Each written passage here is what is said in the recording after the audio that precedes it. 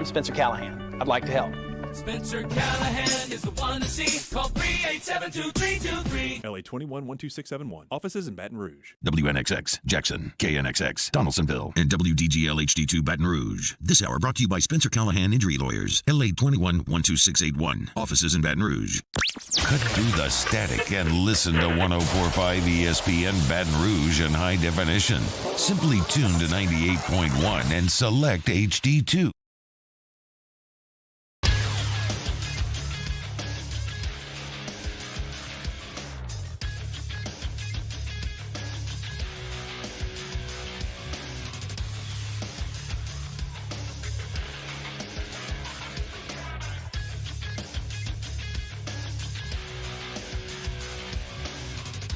Good morning, everybody.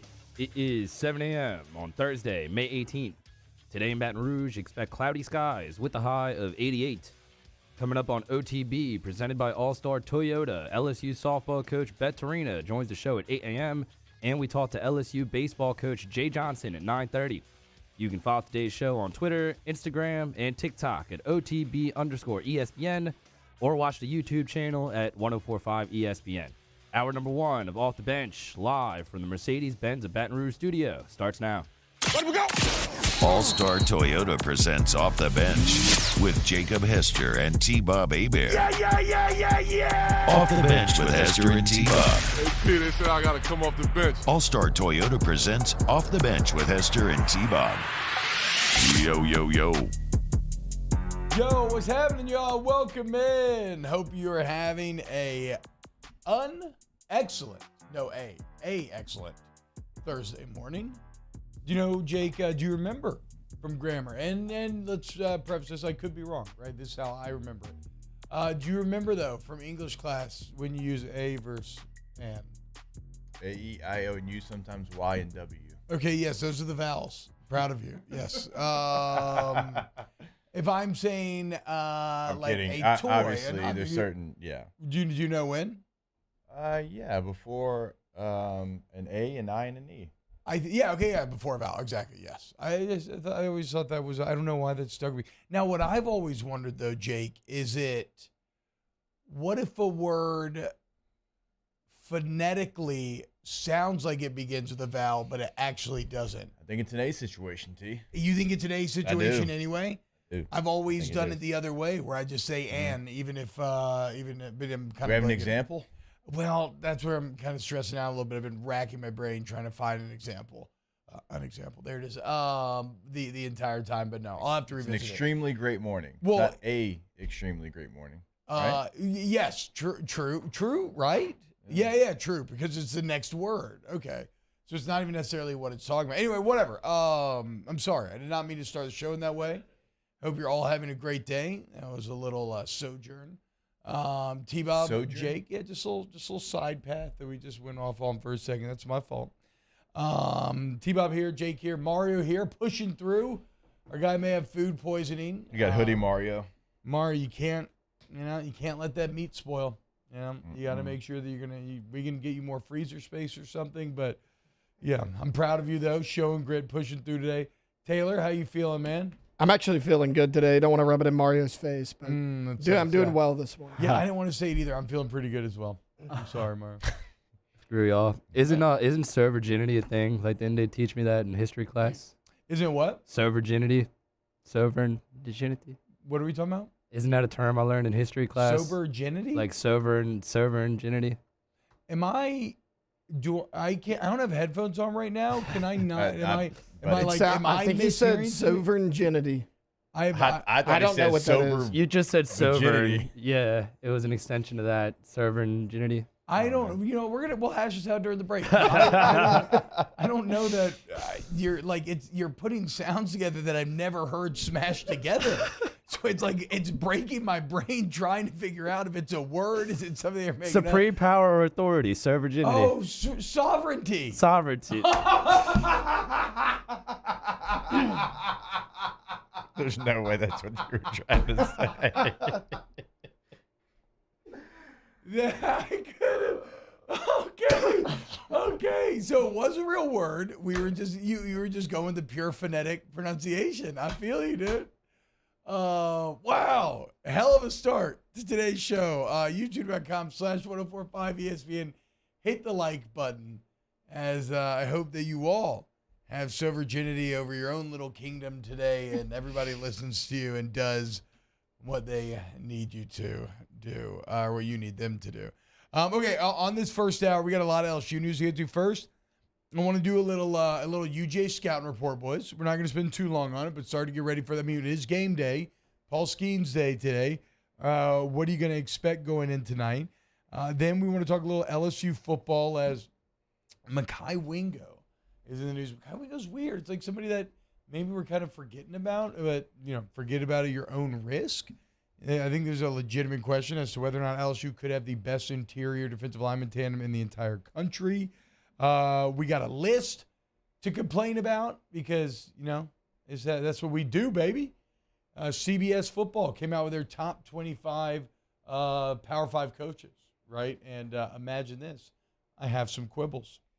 Maybe we can watch Badass Logan Diggs run later. I have it in here. We got Beth, Torina, 8. We got Jay Johnson, 9:30. Big deal, no big deal. NBA playoffs is Jimmy Butler in the Heat. Smoke the Celtics. Let's go. Screw Boston. Just a great show here on Off the Bench, 7 to 10 a.m. Again, youtube.com/1045 ESPN if you want to hop in the chat, the Bayou Ford YouTube chat, and get involved. Jake, you know what I was thinking about? We owe these. Oh. Wait. Star Wars? I thought we were guessing. Well, yeah. I mean, yes, always. Yeah. Obviously. That was my go-to.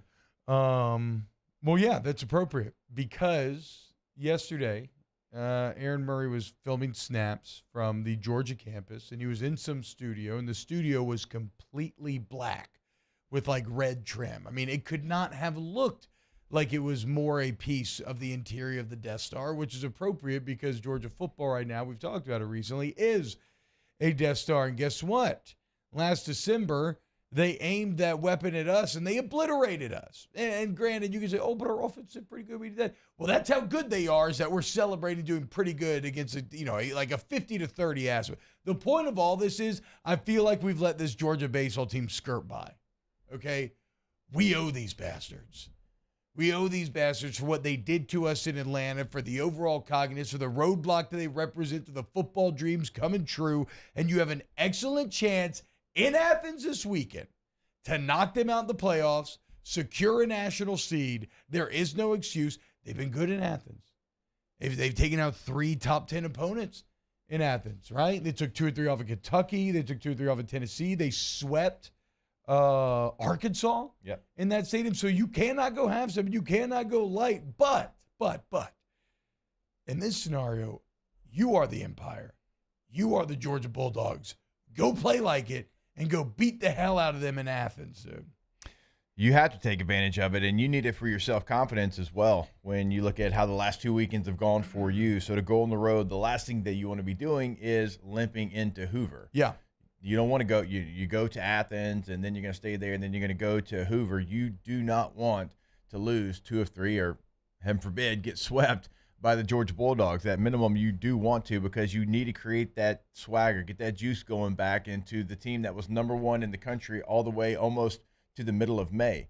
Okay, now people are starting to question you and doubt you. And look, those questions are probably pretty reasonable. Like, they can ask those questions. But you have to go in there. You have to show you are the team that we know you can be. And this Georgia team, like you said, T, they're not going to lay down. And they have lost 3 games in a row. And I know that it's been ups and downs, ebbs and flows. But still, I mean, it's a baseball team that has one of the best freshmen in the country. They've got talented guys. They can do enough to beat you. Yeah, and up and down is absolutely accurate, this Georgia team. They also need a win to secure playing in the SEC tournament. Though they have been, like I said, their ups have come at home, right? So be careful getting too bad. It's like for the 3rd week in a row, Jake, you look at the pitching staff and you should feel great, because once again we are talking about one of the bottom 3 pitching staffs in the SEC. The problem is that Auburn was last place, right? And then Mississippi State was in last, and it meant nothing. You still lost both those series. So, like, even though you can sit there and you can look at the pitch and be like, oh, it's not that good. I mean, whatever. We've seen what's happened the last couple of weeks. I will say this. I do expect Georgia to do the same thing that Auburn and Mississippi State did because they were already doing it, where they're kind of seeding Friday night, trying to get wins where they can. They're starting Colton Smith, at least against Mizzou in the sweep last week. They started Colton Smith on Friday. They've dealt with injuries like everybody else has. But this is a young cat, only 25 innings pitched in the year, so he's new to the starting role, and all of a sudden he's thrust into the game one role. And then they start Liam Sullivan on Saturday, who's kind of their most experienced guys, most innings pitched on the year. And then Charlie Goldstein, who's pretty good as well with a 4.50 ERA, 3.1 record, and he's at 44 innings. So it looks like they're kind of saying, okay, let's see what we can do game one, and then hope that our upperclassmen and Sullivan and Goldstein can get it done in games 2 and 3. And that's what you're going to see against LSU, right? And we've seen it last weekend. We've seen it this weekend. You see it against Auburn as well. Like, hey, we know who LSU has in game one. Do we really want to throw our best guy in game number one? It'll be very interesting to see because postseason is different because a lot of times the last thing you want to do is get behind a game. But, it would be interesting to see what they do against Paul Skeens. But you have to take advantage of it. And you also, like when you look at pitchers you don't know, like who was it we were talking? Was it Chipper or was it Brett? No, it was last week it was Chipper just last week. Yeah, the pitchers like maybe you don't know, maybe they don't have as many innings. Well, you got to do more work then. That's when the work and the load actually goes up. And so that's for the LSU hitters, that's what they have to know. They have to know that they don't maybe know these pitchers as well. And so you got to take it, you got to take it serious. You got to go in there. You got to do the film work. You got to do all the studying. I did bury the lead here, though, because the name to know, if you're talking Georgia baseball, like the immediate thing that you should mention is Charlie Condon. I have no Don't do it. I have no idea if he's related to Dick, but definitely the same last name, spelled the same way. Charlie Condon, though, right now is a cat, true freshman. We got to hear him talk. And then we'll know. Yeah, that's true. Yeah. That's true. Chances are he's not. True freshman who just broke the SEC record for home runs in a single season. He's not done yet. Pedro Alvarez back in 2006 had 22 home runs for Vandy as a true freshman. Charlie Condon now has 24, which places him second in the SEC in home runs. He's second in batting average. He's hitting .415, Jake. He's first in slugging. He's fourth in on-base percentage at .511. He's tied with his teammate Connor Tate for the most hits in the SEC. He's fourth in the SEC with 65 RBIs. The bottom line is this is a young cat out here who is crushing people. And so if you want to talk about the price of admission, you're talking about being worth it, Jake. Watching the old head, the 1-1, Paul Skeens himself doing battle with Charlie Condon tonight is going to be absolutely fantastic. I mean, because this is a year, like you've got Condon in Georgia, and then you've got the freshmen over at South Carolina that are two of the best players in the country, and they just so happen to be freshmen. Condon, to your point, T, probably not even getting the love that he deserves. Yeah. And buried on a bad Georgia team a little bit. Because this isn't a player that I really he came on my radar like about 3 weeks ago. Mm-hmm. Like I haven't even known him all season long. And the numbers that you just rallied off, I mean, those are incredible He's numbers. right there with Dylan Cruz. Like in everything offensively, this true freshman is right there with Dylan Cruz. I mean, Pedro Alvarez, who played in the big leagues for a decade plus, he broke his record for freshman home runs. I mean, those are amazing stats. And sometimes when you are on a bad team, obviously you do get lost in the shuffle there. But like for LSU, okay, just like teams realize what Paul Skeens, is and what he's going to be, and they try to do everything they can to maybe set up maybe around him. Like LSU, obviously the same thing. Like you have to know where he's at in the order and how to pitch him and make sure that you're doing everything you can to minimize what he can do, because this is somebody that can take over a game from the plate there. So it's amazing that these freshmen are doing what they're doing across the SEC. I mean, that's just 24 home runs. 24 home runs. As a freshman, I mean, you kind of, 411 batting average. Yeah, I mean, that's like Tommy White, who's got 18 home runs, and his average is close to 400. It's still like, think about how amazing he is watching him every single game. And those numbers don't even compare. I mean, if he had a better team with him, he would probably have more Tommy White RBI numbers even. Yeah. So it's probably fair. He's again, must-watch television. Set a reminder. Get your friend, if you can't watch the whole game, get your friend who's watching the game to text you when it's Skeens versus Condon. so that you can dive in and then you can even bail back out. I know it just keeps sounding like I'm talking about Dick Connemar. I agree. It really does. It's impossible not to laugh. I just talked to him. That was funny. But yeah, look, man, bottom line, okay?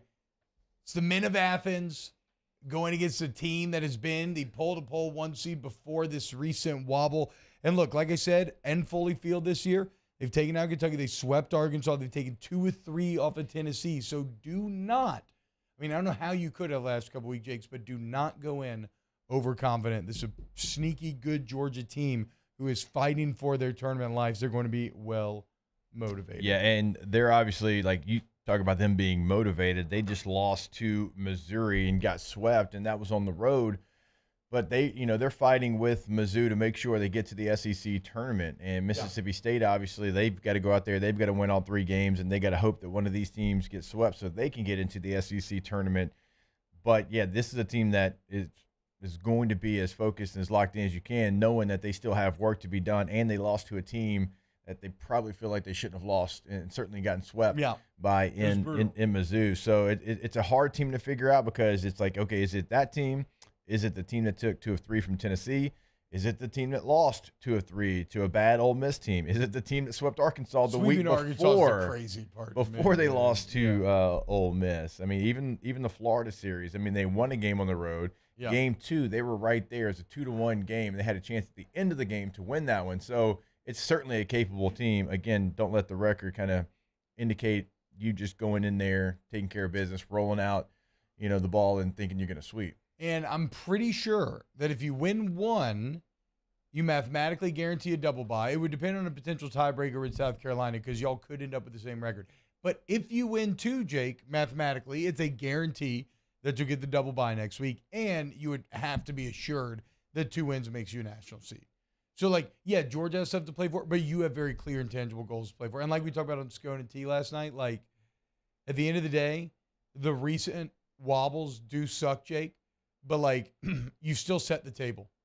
If I had told you, preseason, hey, you'll be top 5, and if you take 2 or 3 off of Georgia, you're a guaranteed national seed, everything is still in front of you. There's nothing to sit here and wallow in self-pity about, okay? Go and take it from the men of Athens and gain some modicum of revenge for what those red and black bastards did to us during the SEC championship. Yeah, and you're going to start Skeens, and then obviously you're going to start Floyd, and then Coleman gets another Game 3 start there. I do love that. Continue to extend him. Yeah. I think he is somebody that maybe, by this point, because we're seeing him extended more and more each outing, if he can give you, now it's probably asking for too much, but if he can get to a point, if we're talking super regionals, right, if you're able to get there and he can give you 5 innings, it'd be huge. You'd feel so much better about that because it is what it is. The least amount of times you can call to the bullpen at this point is a good thing for LSU baseball. Yeah, I mean, I'm laughing because you mentioned Floyd starting. I'm just thinking about, girding my loins for when Floyd gets pulled, right? Because the last couple of weeks, it's been awesome up until that moment. Yeah. And then it's all gone awry and just stayed awry for the rest of the series. All right, so there you go. Georgia, LSU tonight in Athens, SEC tournament right around the corner. This is where legends are made. Postseason baseball essentially starting today. Go watch Paul Skeens versus Charlie Condon and enjoy yourself. Coming up next, let's talk a little LSU football. As, there's a name out there that is going to be one of the best players in the country that we just don't talk about enough. We'll try to rectify that next here on Off the Bench. Off the Bench with Hester and T-Bob. ESPN Baton Rouge, New Orleans, Alexandria, and 1130 The Tiger. Get Gordon and get it done. Look, you already know. If you need help in the courtroom, the l'avocat is there for you, the French word for both lawyer and avocado. And you're going to have your hunger for justice satiated when you work with Gordon, 225-888-8888. But, it's more than that, right? Gordon gives back to the community. We talked about the Kim Mulkey shopping spree giveaway, Jake. You can go follow Gordon at Get Gordon on all social media. Check out the pictures. They're very funny. It looks like it's a really good time. But most importantly, over $4,000 raised for Turner Syndrome Foundation. Thanks to all of y'all who did the selfie, did the hashtag. You helped raise money for a good cause. Huge thank you. Also, right now, you can go check out Gordon sit down with Gavin Guidry as Gavin Guidry talks about what it's like to be a part of the G team. Find it all at Get Gordon. And you go to getgordon.com, and you can always pick up the phone as well and give the aides a call. Any area code in Louisiana, followed by 888-8888. In times of need, get a full list of phone numbers, websites, and other important emergency information on the Demco Stormwatch page at 1045ESPN.com. I drove myself to the ER, had heart surgery, and drove myself home 24 hours later, feeling fine. Starting running again after the procedure, I'm getting excited thinking about it. I had no pain, nothing. I felt great. And right then and there, I was like, oh my God, I'm back. I'm back. It's just amazing. Ochsner Health. Long live you. Bayou Ford has $15,000 off plus 0.9% APR for 60 months on all new 22 Ford F-150 SCA trucks and incredible deals on all remaining 2022 inventory. All with Bayou's 1 million mile warranty. The crew at Bayou Ford is going to do right by you. Follow us on Twitter at 1045ESPN to cast your vote in the Citizens Bank and Trust Poll of the Day. Vote daily inside Off the Bench, anytime. Hunt Palmer. And after further review, Citizens Bank and Trust brings you the Poll of the Day via Twitter at 1045ESPN. Gulf Coast Office Products is a nationally recognized Savin office equipment dealer based right here in Louisiana. Over 100 employees strong, Gulf Coast has the boots on the ground to support all vertical markets from education, engineering, legal, and finance. With the latest in office technology from desktop to production segment units, Gulf Coast and Savin have the perfect fit for you. Call 225-756-2644. That's 756-2644 for Gulf Coast Office Products. There it is, the extra mile, on the border of expected and extraordinary for those willing to go further, like vans customized for work or play, with safety and tech to keep you connected, supported by a 5-star sales, service, and finance team, and backed by the 1-star you know. So go the extra mile. It's never crowded, because so few have what it takes to go there. Mercedes-Benz Vans. I've been doing business with Luba for 25 years. They're dependable, trustworthy. It's just the attention to detail with our clients. Our folks have years and years of experience. They're highly trained professionals, but many companies have that asset. What I'd like to think makes Luba a bit different is that we use those talents in a way that truly is dedicated to serving the needs of the folks who depend on us.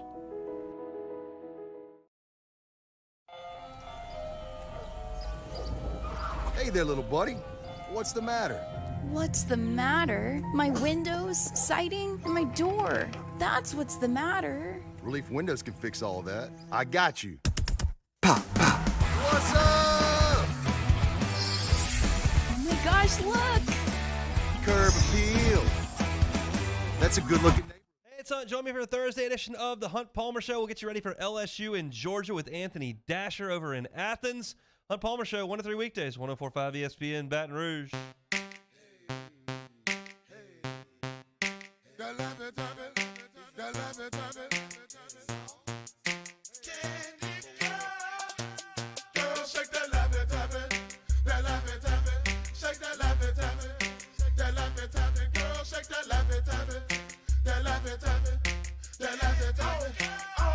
I'm looking for Mrs. Bubblegum. I'm Mr. Chico Stick. I wanna oh, cause you so thick. All-Star Toyota presents Off the Bench with Hester and T-Bob. ESPN Baton Rouge, New Orleans, Alexandria, and 1130 The Tiger. Hey, boys, a surprising amount of vibing going on from Laffy Taffy. Nice job, Mario. Great tune. Did not expect it. I mean, I guess it is. Now, I mean, I wouldn't have thought so pre just hearing it for the first time in a while just now, but like after hearing it, yeah, it is pretty good. I gotta say though, you know what's not good? The actual candy Laffy Taffy. Whoa. I'm not a fan, dude. You know what else is not good? No, don't back that up. The Chico Stick. Would you help me out here? So I remember when the song came out, everybody, all my friends, like, oh, we got to try a Chico Stick because it's in the song. It's this like hard peanut butter thing with like roasted coconut on the outside. Not great. I mean, it sounds great to me. It's not. It's Banana not that Laffy Taffies. are fantastic. I do like the banana. I mean, it's just taffy in general, though. It's so I hard love to taffy. chew, dude. Yeah, they taste good, but it's hard to eat. It gets so stuck in your teeth. Yeah. Like bad. It's almost like a second meal when you pick it out your teeth later. That's disgusting. It is, yeah. You just save it for later. It in your gets molar. stuck to your teeth, bro. Got issues. Also, like, you don't get, like, I get actually jaw tired trying to chew. Guess you hate milk duds too, then. Yeah, I'm not a big fan of milk duds. I think they're kind of a dud. It's just not for me. That's what I always tell my kids. You can look, just try it, and if you don't like it, just say not for me. Okay, but you have to try the food first. But then I feel like they're always playing me, and they already know it's not. Like, they have it predisposed, where they're like, okay, I'm just going to put this in my mouth, and then I'm going to say not for me.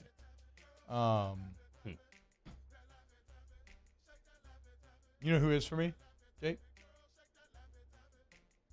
I do, but do you want to tell our audience? Mekhi Wingo. So Jake linked this piece. On3 came out with positional rankings for different players, and how about this? Mekhi Wingo is ranked as the number 3 interior defensive lineman in the nation. Not, in the SEC. No, the number 3 interior defensive lineman in the entire nation. And yet, we don't really talk about him. And I think where it becomes exciting, Jake, why don't we talk about Mekhi Wingo? Because Mason Smith is coming back as well, right? And if you just have ever seen a picture of Mason Smith, or if you remember the series that he got against Florida State before he tore his ACL last year, Mason Smith is extra normal. He jumps off the screen. Like, you see that man, and you know you're looking at a dominant football player. I think Wingo's a bit more interesting, Jake, in that it's not, what do they call it, like off the bus team? Like, he's not first just off the bus. Yeah, he's not overwhelming you just with his sheer physical size in the same way. But when you look at the resume, all SEC freshman team at Mizzou, comes over here last year, first team all SEC, third team All-American, and now he's going to year 3. And now you team him up with a guy like Mason Smith that we also believe is All-American. And so my question to you is, could LSU have the best interior D-line tandem in the entire country? Oh, there's no question about it. You have a guy that's, as highly rated as he is, that played as well as he did, and, going into the analytics of it, he was a top 10 player as far as graded out defensive tackles a year ago. So obviously a lot of those guys are now in the NFL, right? So if you talk about returners, I mean, he's in the top 3. So graded out at 85% for the year last year overall. Like, his run grade was through the roof. And so that's who this player is. And remember, go back to a year ago. He was the highest rated guy out of the transfer portal for LSU, but nobody wanted to talk about it. Because it's a defensive tackle. And he's not like 6'5", like, Adonis. Like, which I hate. I hate all of that. I hate the fact that he gets overlooked because he doesn't look like Mason Smith. Well, you know who doesn't look like Mason Smith? 99.9% of humans. Yeah. Kyle Williams doesn't look like Mason Smith. And Kyle Williams is pretty damn good at interior Yes, I mean, Mason Smith is a true unicorn in his size and speed and strength and all of that. But it's okay because you can still be effective if you are Mekhi Wingo at your size. And you were highly effective. You were on All-American teams a year ago. So, yes, I agree. You get a healthy Mason Smith. You get Mekhi Wingo. You can be creative with those players. And Wingo is as strong of a player as you will find in the country. So he does exactly what you ask him to do. Is he going to, go out there and get 12.5 sacks? No, that's not what he's asked to do. He is asked to disrupt and, get into running lanes and two-gap things and do all those dirty work type of things, right, that you might not get a lot of credit for. But coaches are certainly going to recognize it. When you turn on the film, you say, okay, you know what? Number 92 is an absolute problem. So, yeah, I would say they have a top 3, and it might be the best. Like, you would have to argue for another team for, like, me to even let you into the argument. Yeah, and look, I want to be clear. I'm not sitting here, knowing rosters well enough or watching enough interior defensive line play to know right now who the other candidates are. So don't get too hung up on me saying, like, could be the best or the could be is important there. All I'm saying is recognize that you have 2 guys that are legitimate. I mean, one's already gotten All-American, and I believe one is a potential All-American. Like, you have those 2 guys now working next to each other that you can employ in a lot of different ways. And I guess that would be my next question, Jake, because last year, if you're playing this LSU team, you really have to focus on accounting for Mekhi Wingo, and if you could handle that, well then, it wasn't there. There was other good for sure, but it wasn't as hard. Now on the edge, you had like Perkins Ojolari and everything. But like, how does it open up Wingo, do you think, to now have a healthy Mason Smith back next to him? Well, I mean, as you know, T, I mean, you were an interior offensive lineman. Like now you can't maybe spend as long on that one guy, and all the double teams don't go to that one guy. And sometimes you'll check your runs off of that one player. Sometimes you'll go off shades if it's a 1, if it's a 3, depending on what it is. Maybe you're playing a 3-4, it's a 0, whatever it is. But sometimes, too, if you're playing a badass defensive tackle, it's like, hey, we're going the opposite way of him. Or if we're going towards him, we know it's an automatic double team, and we've got safety nets put into place where he's not going to disrupt us because you have singular. But if you have 2, then what do? Then you got to pick your poison, and then it becomes, hey, the other guy's got to step up. He's got to do whatever he's got to do because he's getting a one-on-one. Yep. And then you got to win 95% of those one-on-ones if you're Mason Smith getting the one-on-one or if you're Mekhi Wingo getting the one-on-one. So having – and again, like to what you said, it's not being disrespectful to the guys that were opposite him a year ago, but none of them are Mason Smith. Yeah, exactly. That's the thing. I mean, just like if Mekhi Wingo rewatch. got hurt, like we'd be saying the same thing about him. Maybe Taylor, see if you can find some Mason Smith Florida State highlights because, I mean, he was ready to dominate that game. I mean, that's why he was celebrating, right? That's why he tore his ACLs, because he made a big play. So, yeah, I think, look, the skies – and you know what's so crazy, Jake, is that – correct me if I'm wrong, but, like, on top of not really being talked about after being the most talented transfer, didn't we just kind of expect him to be a rotational piece? Like, I don't think that anybody I don't think anybody thought that he was going to come in here, be your unquestioned best lineman, grade out top 10 in the country, and be an All-American. No. I mean, I think you'd be lying to yourself, and you'd be lying to the rest of the world if you thought that was going to happen. Like, one, you didn't really know the player, although he spent a year in the SEC and was really good in that year. You still didn't know. Yeah, you weren't quite sure how it was going to work out, and it's a position that typically rotates as much as any position on the field. True, like it really does. I mean, we could have Big Fave on here, and he would tell you, like, hey, the big boys by about 6 plays, they start tapping the head, right? Hey, get me out of here. Yeah, it's one of those balls to the wall hockey positions where it's like, we need full effort for your shift, go catch a breather, and then we need full effort again. Yes, and so he didn't do that last year. Do you remember? He played everything. I mean, you were breaking down the snap totals at the end of the year last year, and we were both just incredibly like in awe of how many plays he played, how many times he did not come out of a game, and he felt like he had to probably, but also remember he won all the strength and conditioning awards last offseason.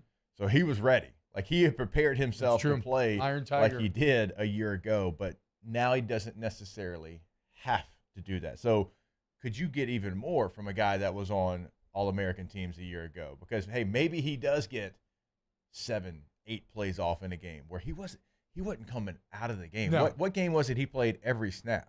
It was one of the big ones. I don't remember exactly. He just stands up there in my mind with, like, was it – I don't know. There was that one random year with Christian Lakator where, you know, he played like 90-something% of the snaps, like 100% of snaps in the swamp in Florida. Like, it was just one of those years where Mekhi Wingo was too good to justify coming off the field if he could handle it. And as you said, he could handle it more often than not, Jake, because he did the work in the weight room and in the offseason to get his body to that point.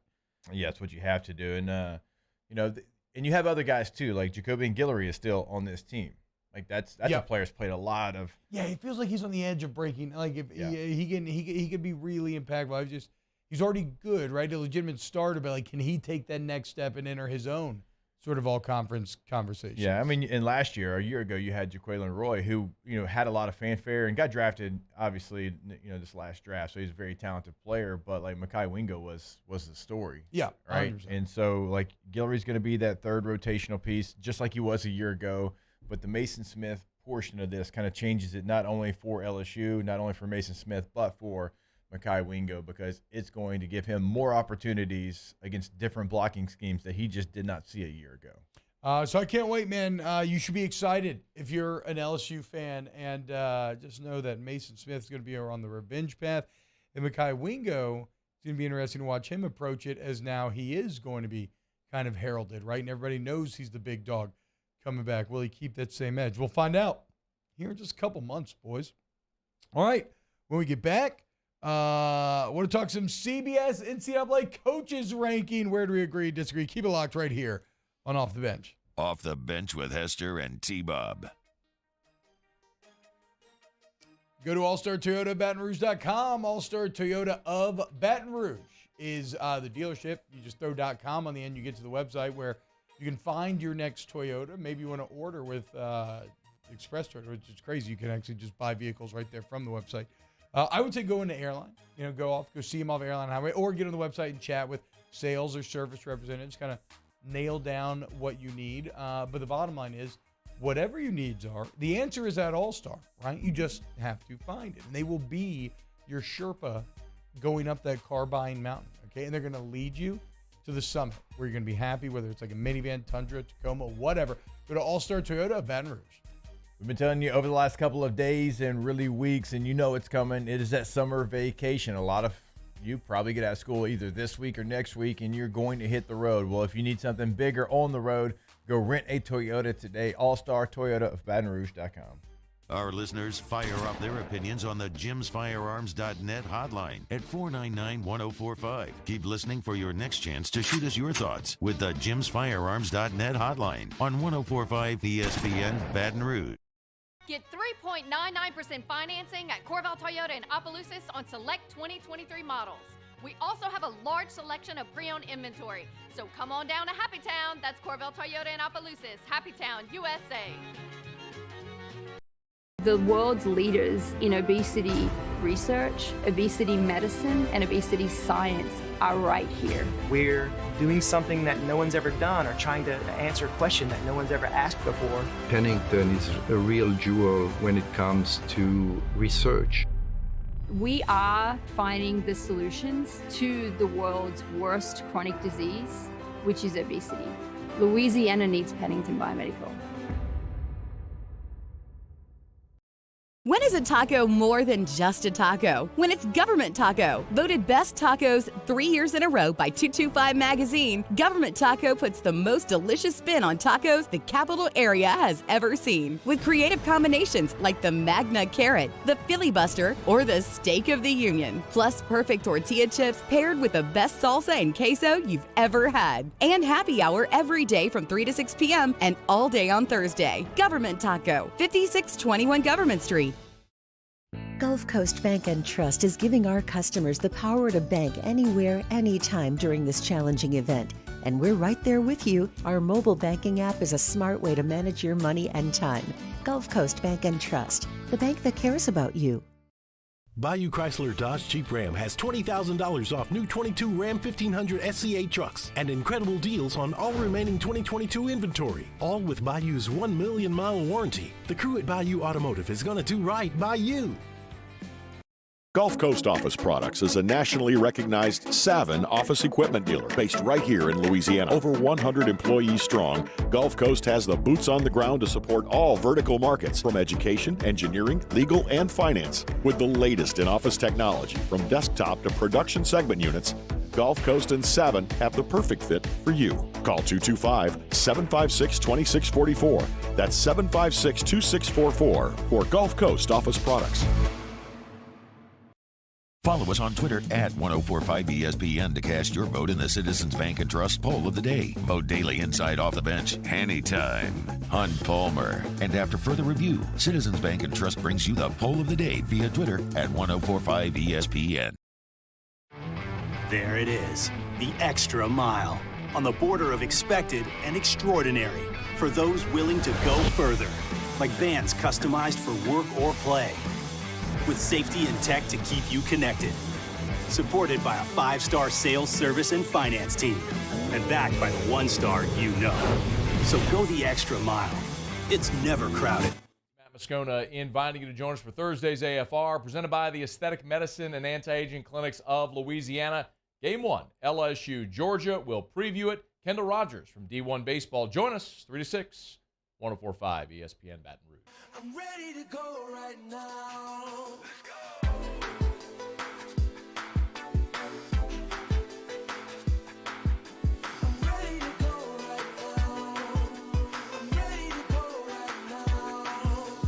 I see you move, I'm Checking your smile, working your back like it's going out of style.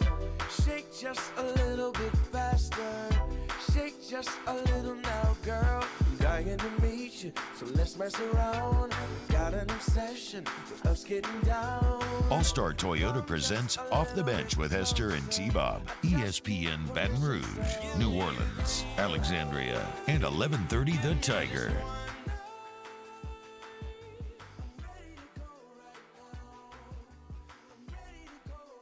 I don't know. These headphones are so weird. I don't know what to do with my hair. What's up, y'all? Welcome back to OTB. T-Bob, Jake, Mario, and Taylor hanging out with you today. CBS came out with a top 25 coaches ranking, Jake. How about it? If there's one thing I love, it's a list on the internet that takes something subjective, says it's objective, so that we can yell about it, right? It's literally why we do tier lists, which, by the way, the famous Canadian tier list is coming. I have all the names logged. And so once we hit pure summer, we will get into it Friday. When is pure summer? Like when we hit June? I think when baseball gets eliminated. But we could do it earlier. It's up to y'all. Taylor's going to be the one that has to do all the heavy lifting on the tier list anyway. Which you're going to find out about, Taylor. It's maybe not the most fun thing for you, but it's fun for us. Yeah, we enjoy it. We enjoy it. We include you though. Yeah, absolutely. Everybody's opinion matters. Yeah. It's science. Okay? Everybody gets to nominate an S tier, and then when the knife fight begins. And when I do, when Mario says it, we're like, put that in a D. Well, I mean, we at least normally bump it up to the C for him. I can't help it that Mario has interesting opinions. I'll tell you what's an interesting opinion is the entirety of CBS football still ranking Nick Saban as the best coach in college football. I think this also happened in a couple of athletic lists recently. Look, guys, I think ultimately these lists are about who is the best right now, right? And Nick Saban is the best of all time. But Jake, there is no world out there right now where Nick Saban has his team in a better position than does Kirby Smart.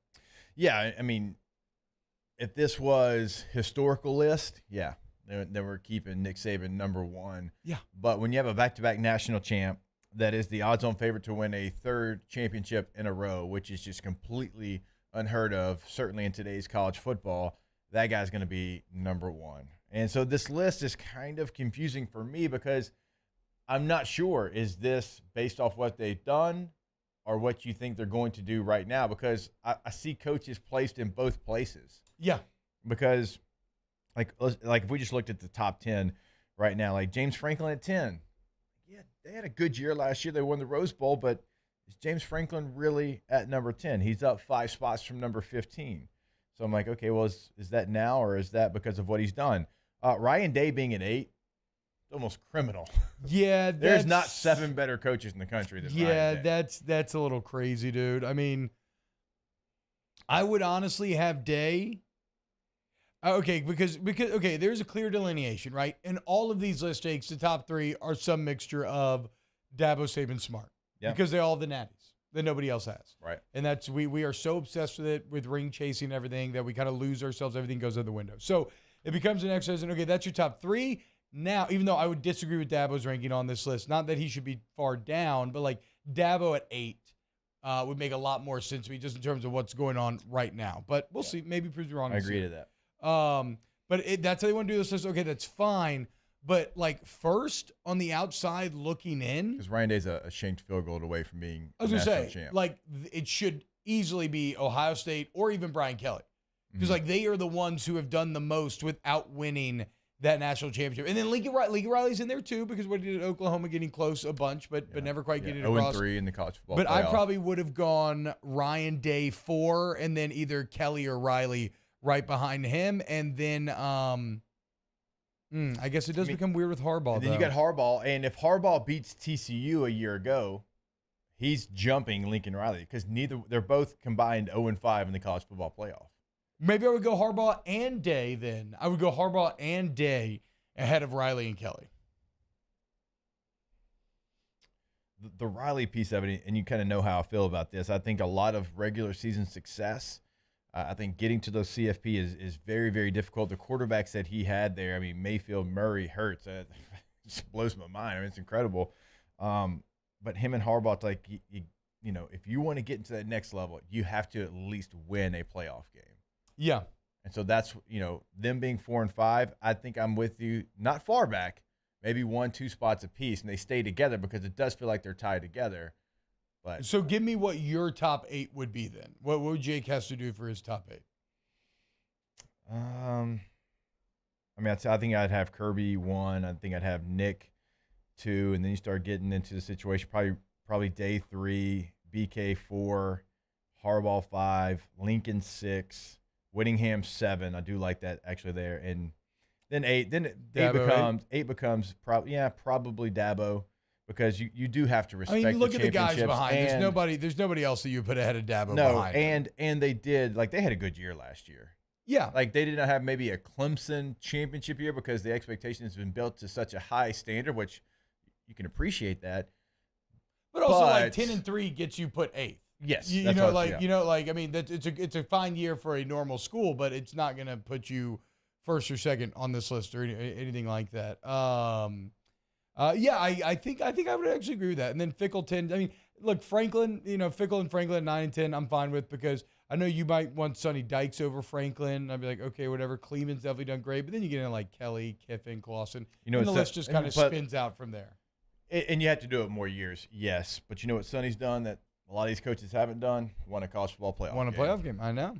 So I do like the Sonny Dykes love. He went from 35 a year ago up 24 spots to 11 this year. Interesting that Mike Norvell jumped from 47 to 19. I asked this question yesterday, Jake, and oh crap, we got to go to break. But I wonder, does any team have more kind of bust potential than does Florida State because of everything that's being heaped onto their plate? And we still have only seen it, not even just for a small season, but a small portion of the season.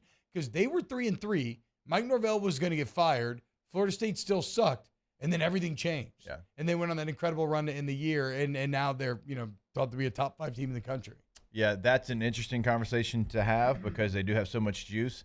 And also, like on this list, I want to ask you a question when we come back. All right, more OTB to close it out, number 1. Keep it locked, boys, girls. Off the bench with Hester and T-Bob. Central Plumbing, 925-8552. CentralPlumbing.org, 925-8552. Look. You're hugging the porcelain throne, right?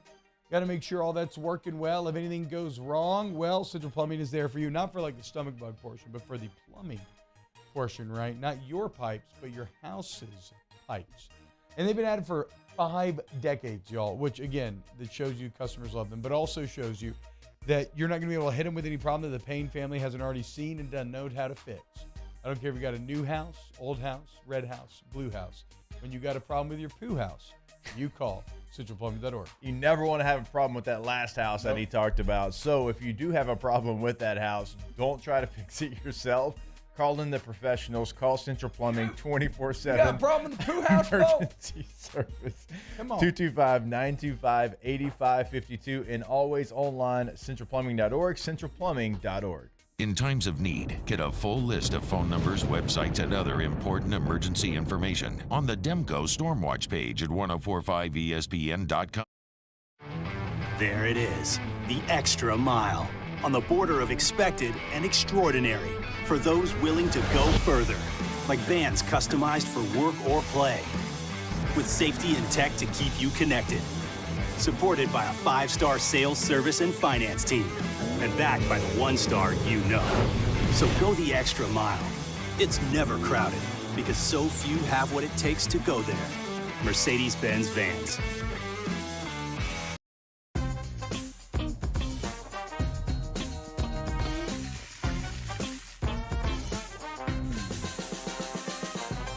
The best kept secret in town is out. Discover Tallulah at the Renaissance Hotel on Bluebonnet.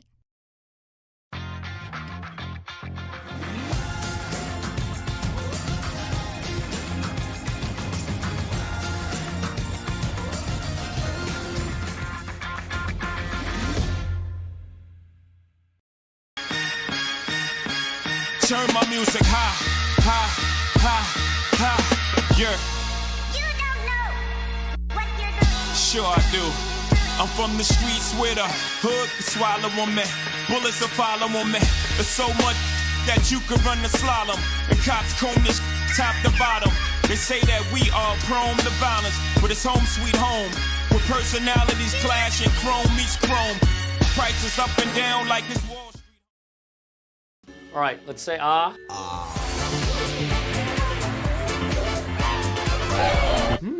Where'd my spotlight go? Super weird, but we can take care of it. Get in and get better at Patient Plus. Bayou Ford has $15,000 off plus 0.9% APR for 60 months on all new 22 Ford F-150 SCA trucks and incredible deals on all remaining 2022 inventory. All with Bayou's 1 million mile warranty. The crew at Bayou Ford is going to do right by you. When is a taco more than just a taco? When it's Government Taco. Voted best tacos 3 years in a row by 225 Magazine, Government Taco puts the most delicious spin on tacos the capital area has ever seen. With creative combinations like the Magna Carrot, the Filibuster, or the Steak of the Union. Plus perfect tortilla chips paired with the best salsa and queso you've ever had. And happy hour every day from 3 to 6 p.m. and all day on Thursday. Government Taco, 5621 Government Street. I've been doing business with Luba for 25 years. They're dependable, trustworthy. It's just the attention to detail with our clients.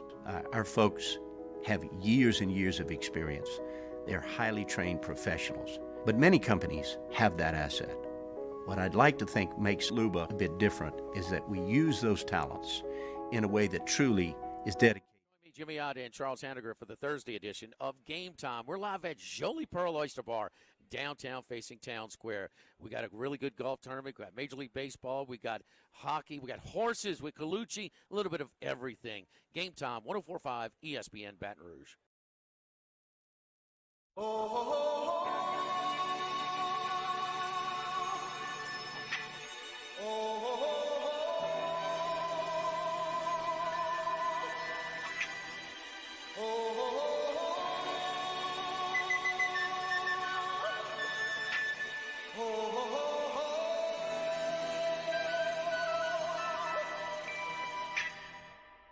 Everybody was kung fu fighting.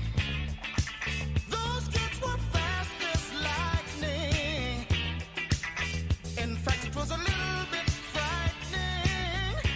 All-Star Toyota presents Off the Bench with Hester and T-Bob. ESPN Baton Rouge, New Orleans, Alexandria, and 1130 The Tiger.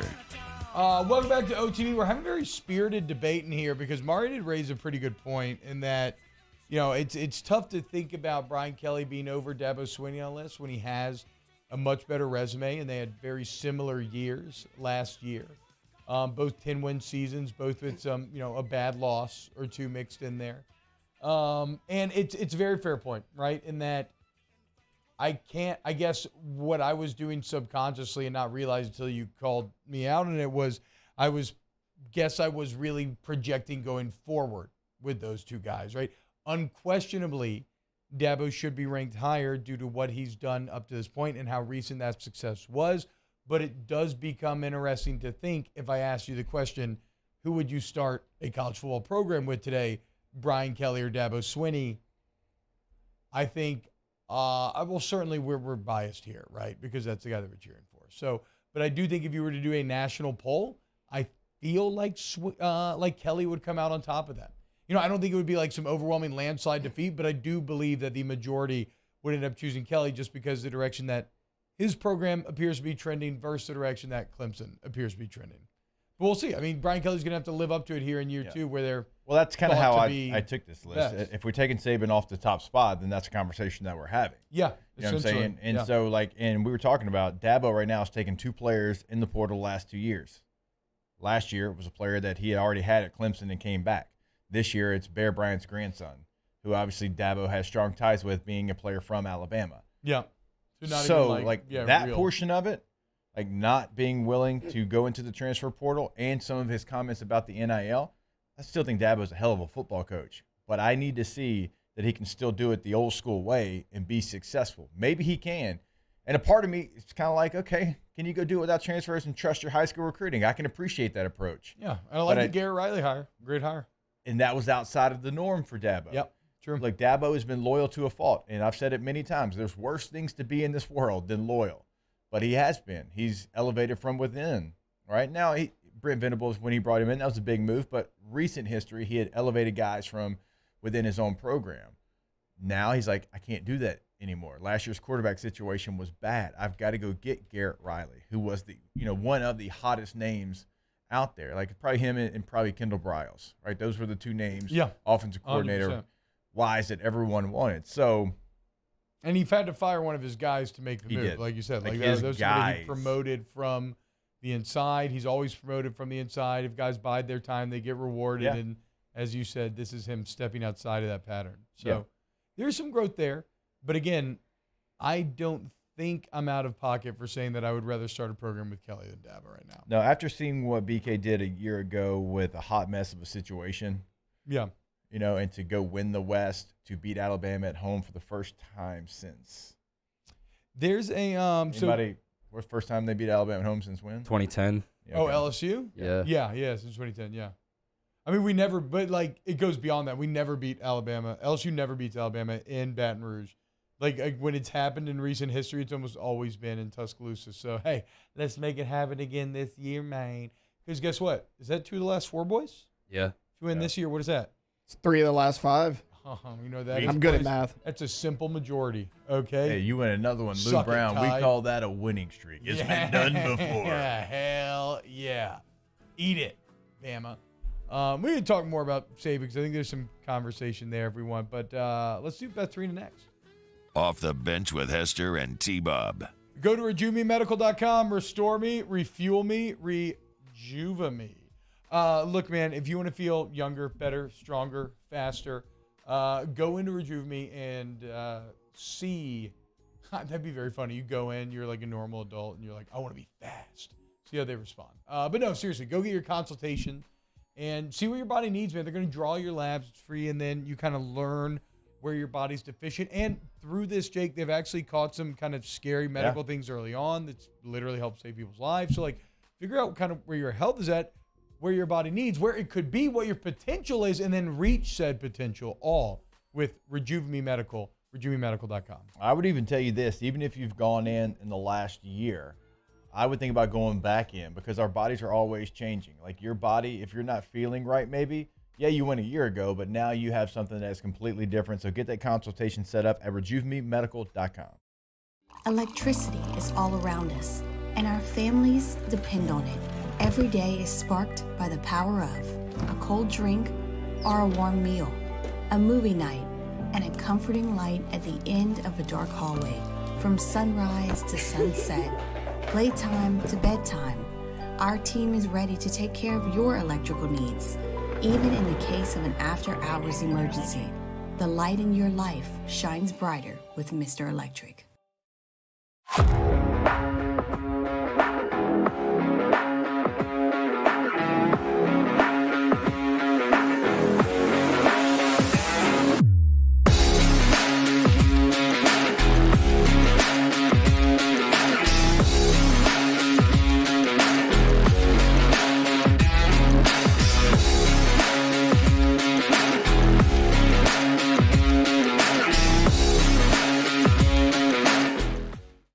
Gulf Coast Office Products is a nationally recognized Savin office equipment dealer based right here in Louisiana. Over 100 employees strong, Gulf Coast has the boots on the ground to support all vertical markets, from education, engineering, legal, and finance. With the latest in office technology, from desktop to production segment units, Gulf Coast and Savin have the perfect fit for you.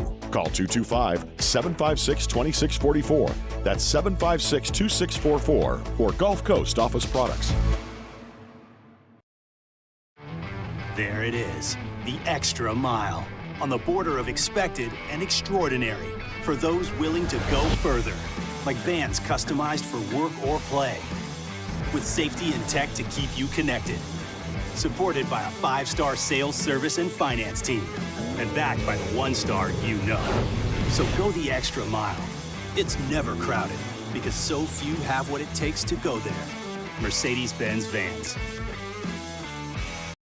When is a taco more than just a taco? When it's Government Taco. Voted best tacos 3 years in a row by 225 Magazine, Government Taco puts the most delicious spin on tacos the capital area has ever seen. With creative combinations like the Magna Carrot, the Filibuster, or the Steak of the Union. Plus perfect tortilla chips paired with the best salsa and queso you've ever had. And happy hour every day from 3 to 6 p.m. and all day on Thursday. Government Taco, 5621 Government Street. I've been doing business with Luba for 25 years. They're dependable, trustworthy. It's just the attention to detail with our clients. Our folks have years and years of experience. They're highly trained professionals. But many companies have that asset. What I'd like to think makes Luba a bit different is that we use those talents in a way that truly is dedicated to serving the needs of the folks who depend on us.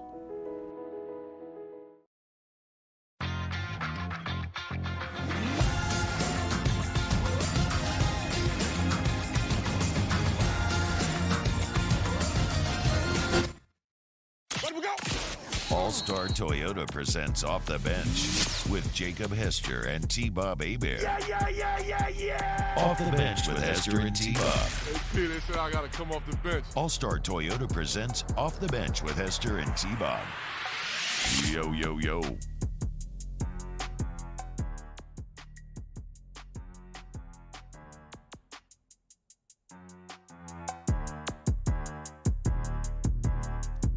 Hello, everyone, and welcome in to hour number 2 of OTB. It is Thursday, every single Thursday. We are lucky enough to kick off our second hour with the head coach of LSU softball, Coach Beth Torina, here a day before regional play set to get underway. Coach, what's up? Thank you so much for joining us. And look, I know you were disappointed with how the SC tournament ended, but congratulations, 10 seed. Host spot, still where you want to be. How you doing this Thursday, Coach? Oh, I got all the feels this morning. All the things, like the normal coach things. Like I got, the ulcers and the headaches and the things. So it's the stress feeling. No, but we're excited. We're really excited. I think our season was really strong, and I think it was rewarded by the committee, and we're fired up to be at Tiger Park. Well, okay, and then real quick before we start talking about the games themselves, take me to the selection show and kind of sitting there, waiting. Where are we going to end up? What was your reaction like when y'all learned that you would be back in Tiger Park for another weekend?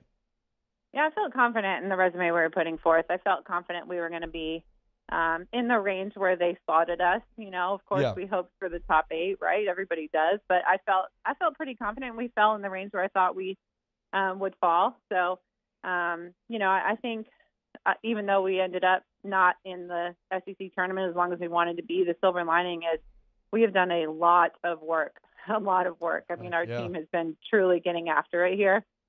Just people here all hours of the day working and trying to get it done. So that's been the silver lining, and the selection show was a fun night just for all of us to be together. Now, Coach, obviously, home field is home field, but, how big of an advantage for your team because Tiger Park is such a great venue because fans are going to show up.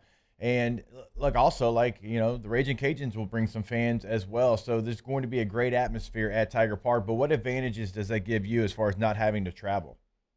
Yeah, it's huge. I mean, while the other teams are, writing itineraries and getting on flights, we're able to just keep doing our prep, keep doing our work, keep watching our film. So we're able to really just be as prepared as possible. And I guess you're kind of touching on it right there, but you mentioned having this almost extended bye in weird way because post-SEC tournament. What exactly does that work look like that everybody's doing up there 24/7? I'm telling you, they've been working. It's been incredible to see, but we kind of went back to, square one. Did some just individual stuff, got back to some cleaner mechanics in some areas. The first couple of days, the girls were like, this feels like the fall. So just cleaning it up, just getting them ready. And then we did a little bit of live scrimmage since we, weren't in games this weekend. We made sure we had some live at-bats and did that too. And then started in on our prep on these 3 really, incredible opponents that we have this weekend. Yeah, so it's going to be a tough weekend for sure. Things will get underway with UL in Omaha at 2 p.m. this Friday. Then at 5 p.m., LSU Prairie View. Of course, UL, the 2 seed here, the other kind of big headliner here. A very good softball program. I think I read they've won like 18 of the past 23 conference championships, something absurd like that. So it's going to be a battle. And if you're going to make it through that battle, Coach, Sydney Berzon is going to be key to accomplishing all of the goals that you've set for this team. What an incredible freshman year she's had. A 1.68 ERA. She leads the team in innings. She leads the team in strikeouts. She's a player who, despite all odds, doesn't seem to have hit that freshman wall. How have you managed to help guide her through this grind so that she's still playing as strong as she is right now? Yeah, I think she's just really special. She has all these, incredible tools. It's like playing a video game. You can dial it up at any spot, any location, like you press X for one thing and Y for the other or something, right? That's what Nick Torina does all night. Hell yeah. Yeah.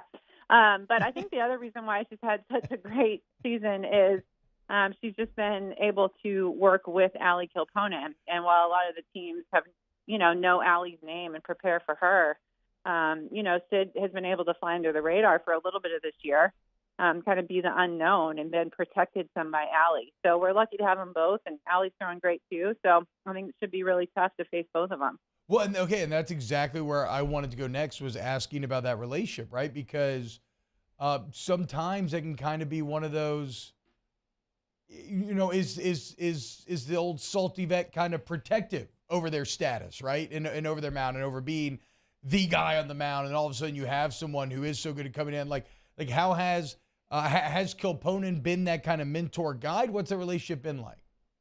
Allie is Sid's biggest fan, for sure. She's her biggest fan, her biggest cheerleader. And yesterday, this was so cute, but Sid said, "I'm just glad the world ended up the way it was and I got to be on the team with you." That's what she told Allie. Yeah, the pandemic was worth it. Just the way things lined up and they got to be together, and Sid was appreciative of her time with Allie and learning from Allie. She sits back and watches her throw, and she's like, "Man, her location's just perfect. Will I ever get there?" And I'm like, "You're doing great, Sid. Just keep doing what you're doing, bud. You're really doing awesome." So it's really been fun. So fun being in the bullpen with them this year. Well, Coach, and now, like, you take a look at, if you do face off against ULL and when you do face off against them, like, you've played them twice this year, and both of the pitchers that we're talking about really had successful outings against the Raging Cajuns. And so, like, when you're trying to decide maybe which order to pitch, like, how do you kind of go about coming to your decision? Do you really think I'm going to tell you who's going to No, pitch? you're not going to tell me. No, you're not going to tell me. I know you're not, but like how, like what, I guess like my point is like how, like pros and cons, like what are those conversations like, considering both had really good outings against this team? Yeah, honestly, our whole staff has thrown well lately. Put Ray Chafin and Ailey Johnson in the mix, and they've really thrown well. And of course, like we've got our sights set on Prairie View A&M right now. That's the biggest decision we have to make, is who we're going with there and how we're going to get through that one. It's interesting to me that we have 3 conference champions in this regional, 3 people that just won their tournament that are playing really well this time of year, that just battled it out. So all 3 of them coming off conference tournament championships. So, we're going to have to be ready to shut down some people that have some big momentum. Yeah. And, well, I mean, look, this is the time of the year in which, everybody you're going to play is just going to be really good. That's how everybody ended up here. In terms of scouting report, how do you handle preparing for 3 different teams at once? Yeah, it's so fun. It's really so fun. That's where the ulcers come Oh, in. you like it. Come on, you like the preparation of it. As Nick is just sitting there playing, WWE 2K21, here you are having to grind 3 teams worth of film. I think he's playing the show right now. Is that what it's called? Yeah, hell yeah. That's a baseball game. Hell yeah, dude. After my own heart. Yeah, I think that's what he's in right now. But yeah, and he'll tell me stuff like, "Oh, the girls are going to go in the hot tub." I'm like, "Cool. I'll be with my computer, just watching the film, guys. Enjoy it out there. I'll be at the office." Hell yeah. But our staff is so awesome about getting us all the film, and we have a ton of looks at all of the teams that we have this weekend. But we will have full scouting reports prepared on all 3 of them. I think they're all worthy of our attention. They're all really talented, and Prairie View has run through their conference. I mean, just run through it. And Omaha has a really, really talented pitcher, a big power righty, ton of strikeouts. So, everybody's got really quality things that they're bringing to the regional. Coach Beth Torina, it's going to be an exciting weekend in Tiger Park. Get out there, support this LSU softball team, 10th seed in the entire country, second best team ERA in the SEC.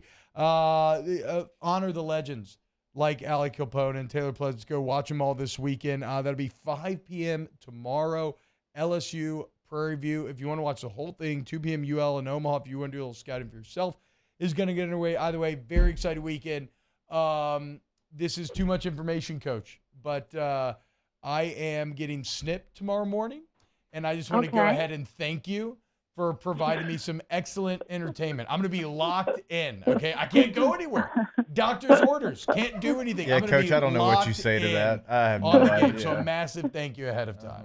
What I'm going to take this as, T-Bob's going to be locked in on our game. Yep. That's what I'm taking out of this. Yep. And I really appreciate his attention. I'm sure you will text me some feedback and your thoughts of, Just, I'm going to be adding all the positive energy that I can to the mix. I need it. We need it. Yeah. We appreciate it. We appreciate it. We appreciate you guys' support. So, all right, Coach. And good luck if that's what we appreciate. Good luck to you as well. Okay. Big day for us both. No, I get it. Yes. You have a great day, Thanks, Coach. Thank you. You too. Coach Beth Torina, legend. Man, I hope they kick ass this weekend, dude. Look, you know me, okay? It's like pronouns. I'll say UL and everything, and I like Louisiana schools, but I ain't trying to lose to UL, dude. You know what I'm saying? I'm not trying to get eliminated by the Cajuns. I don't need all that. Oh. It's easy to be kind of cool with everything when you feel like the big dog. I ain't trying to lose in Tiger Park, dude. So let's go. I mean, I think you could argue that is ULL's best sport too. In softball. Yeah. I mean, their baseball program's really good. Their football program's been good. They've had moments in basketball, but softball, they've been dominant. Bro, Kyron Lacey Billy Neighbor had a squad. Lacey, I mean, you talk about squad, that's what I'm talking. You talking about like they love Kyron Lacey. You talk about having Kyron Lacey, Cyrus Torrance. Yeah. Up in there, like. Oh, yeah. I mean, the transfer portal last year was filled with raging Cajuns. Yeah, man. That were going all over the Power Five. Yeah, we get, bro. Yeah, they won 18 to 23 Sun Belts. The softball team has. So I think you're probably right there, Jake. Beat the Cajuns' ass. Hell yeah. Beat Prairie View's ass and Omaha. Okay, you can all catch the smoke coming up this weekend in Tiger Park. When we get back, more OTB. Keep it locked. Off the Bench with Hester and T-Bob. ESPN Baton Rouge, New Orleans, Alexandria, and 1130 The Tiger.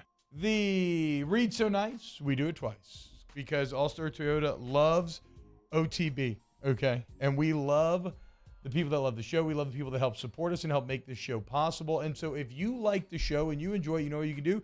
You can show our sponsors a little love. And, I mean, I'm really just doing you a favor because no matter what vehicle you need, what price, whether you're looking to buy new, used, lease, whatever, there's no better dealership than one right there off of Airline Highway at All-Star Toyota of Baton Rouge. Go check it out for yourself. You're going to see what I'm talking about. All-Star Toyota of BatonRouge.com. All-Star Toyota of BatonRouge.com. Yeah, no matter what your needs are, like us in this room, there's 4 of us in here. We're all going to have different needs and all different vehicle choices, but they've got us all covered. Sedan for Mario, maybe. It's a truck for Taylor. It's a Sienna for T-Bob. It's a midsize, full-size SUV for me and my family. Like, they're going to meet your needs, buying, leasing, and renting. All-Star Toyota of BatonRouge.com. Our listeners fire off their opinions on the jimsfirearms.net hotline at 499-1045. Keep listening for your next chance to shoot us your thoughts with the jimsfirearms.net hotline on 1045 ESPN Baton Rouge. There it is, the extra mile, on the border of expected and extraordinary for those willing to go further, like vans customized for work or play, with safety and tech to keep you connected. Supported by a 5-star sales, service, and finance team. And backed by the 1-star you know. So go the extra mile. It's never crowded because so few have what it takes to go there. Mercedes-Benz Vans. Follow us on Twitter at 1045ESPN to cast your vote in the Citizens Bank and Trust Poll of the Day. Vote daily inside Off the Bench, anytime. Hunt Palmer. And after further review, Citizens Bank and Trust brings you the Poll of the Day via Twitter at 1045ESPN. Hey, what's up, y'all? It's that time again. It's heating up. Your boat's getting ready to come out and spend all summer on the water. It's time to take your boat to the next level with front-to-back boat service, where if you want an incredible custom speaker install, it's going to blow people away in the water, that's there for you. You want an HD sonar where you can see the fish under the water before you cast, beat all your friends, that's there for you at front-to-back boat service. So don't put it off. We got the parts in right now. Get them now before they go back on back order. Front-to-back boat service. Hello, Samantha, dear, I hope you're feeling fine. And it won't be long until I'm with you all the time. But until then, I spend my money up right down on my last dime. Come on, live Baton Rouge.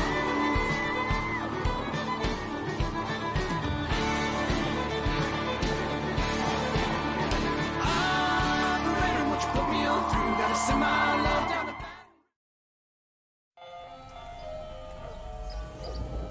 Hey there, little buddy. What's the matter? What's the matter? My windows, siding, and my door. That's what's the matter. Relief Windows can fix all of that. I got you. Pop, pop. What's up? Oh my gosh, look! Curb appeal.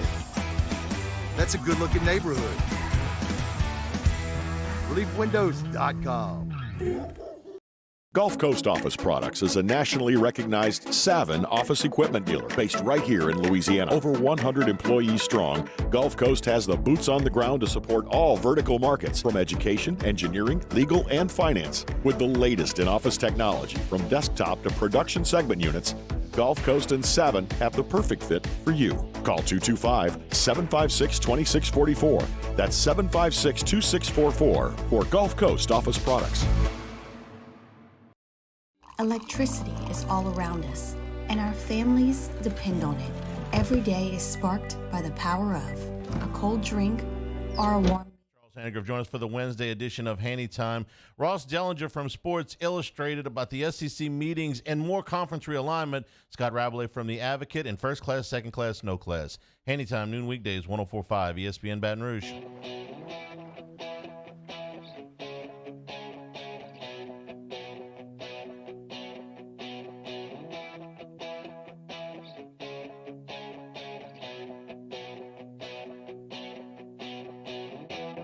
Josie's on a vacation far away.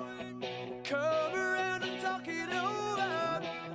So many things that I wanna say. You know I like my girls a little bit older. I just wanna use your love tonight. I don't wanna lose your love tonight.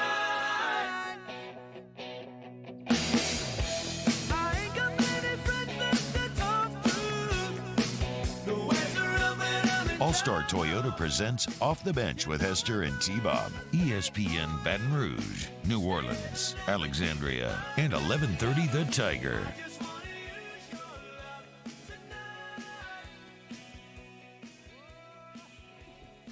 What up, y'all? Welcome back. OTB. Blood for the blood god, Jake. That's what time it is, dude. If you're the softball team, train up. Get ready for battle. Once more into the fray. To the last good fight I'll ever know. To live and die on this day. To live and die on this day. I don't know if a random poem has ever stuck with me more than The Gray. I've never even seen The Gray since theaters. Like, I saw it once in the, I loved it. Never saw it again, but I'll be damned if that poem didn't somehow get etched into my smooth brain. Great. No, it's great. I don't remember anything.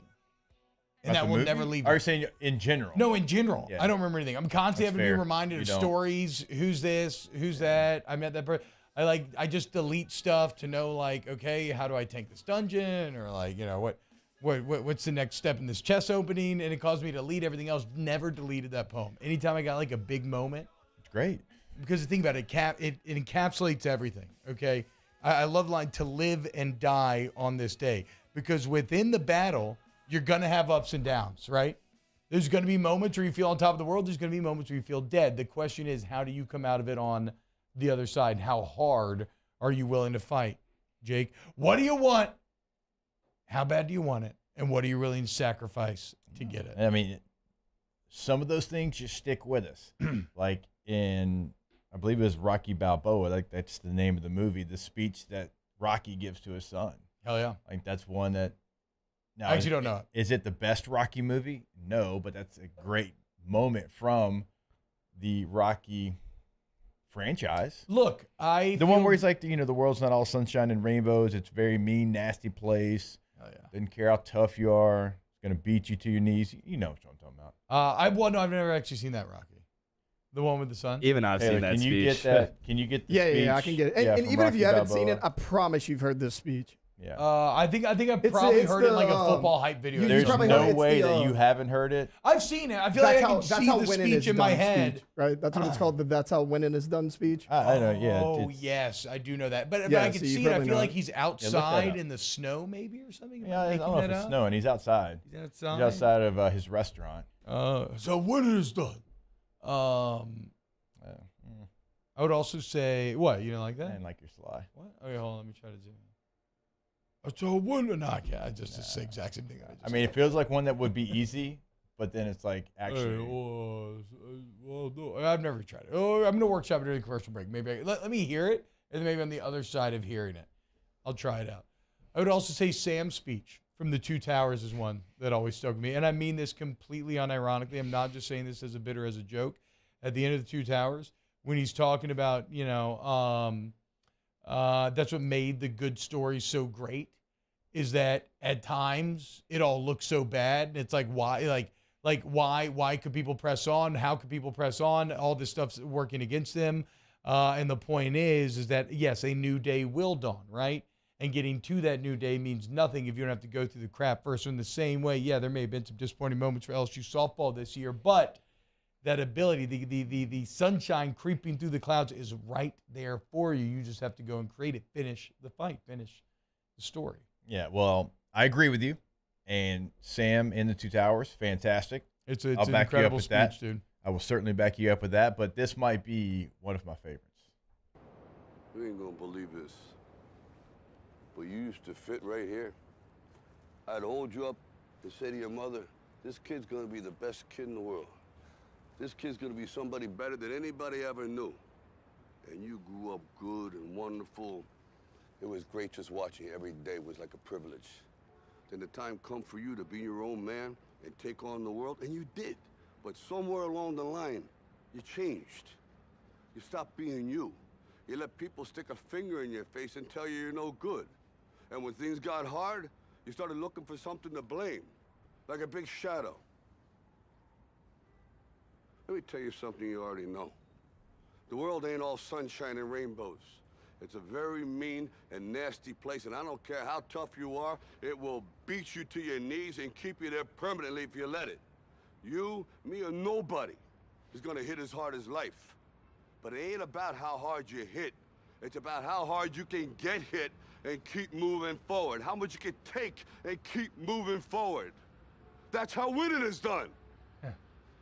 Now, if you know what you're worth, now go out and get what you're worth. But you gotta be willing to take the hits and not pointing fingers saying you ain't where you wanna be because of him or her or anybody. Cowards do that, and that ain't you. You're better than that. Man, that's really good. Yeah. That's something that I think we could all look. I know. I mean, I'm not even being insincere here. Like, it's tough out there for a lot of people right now.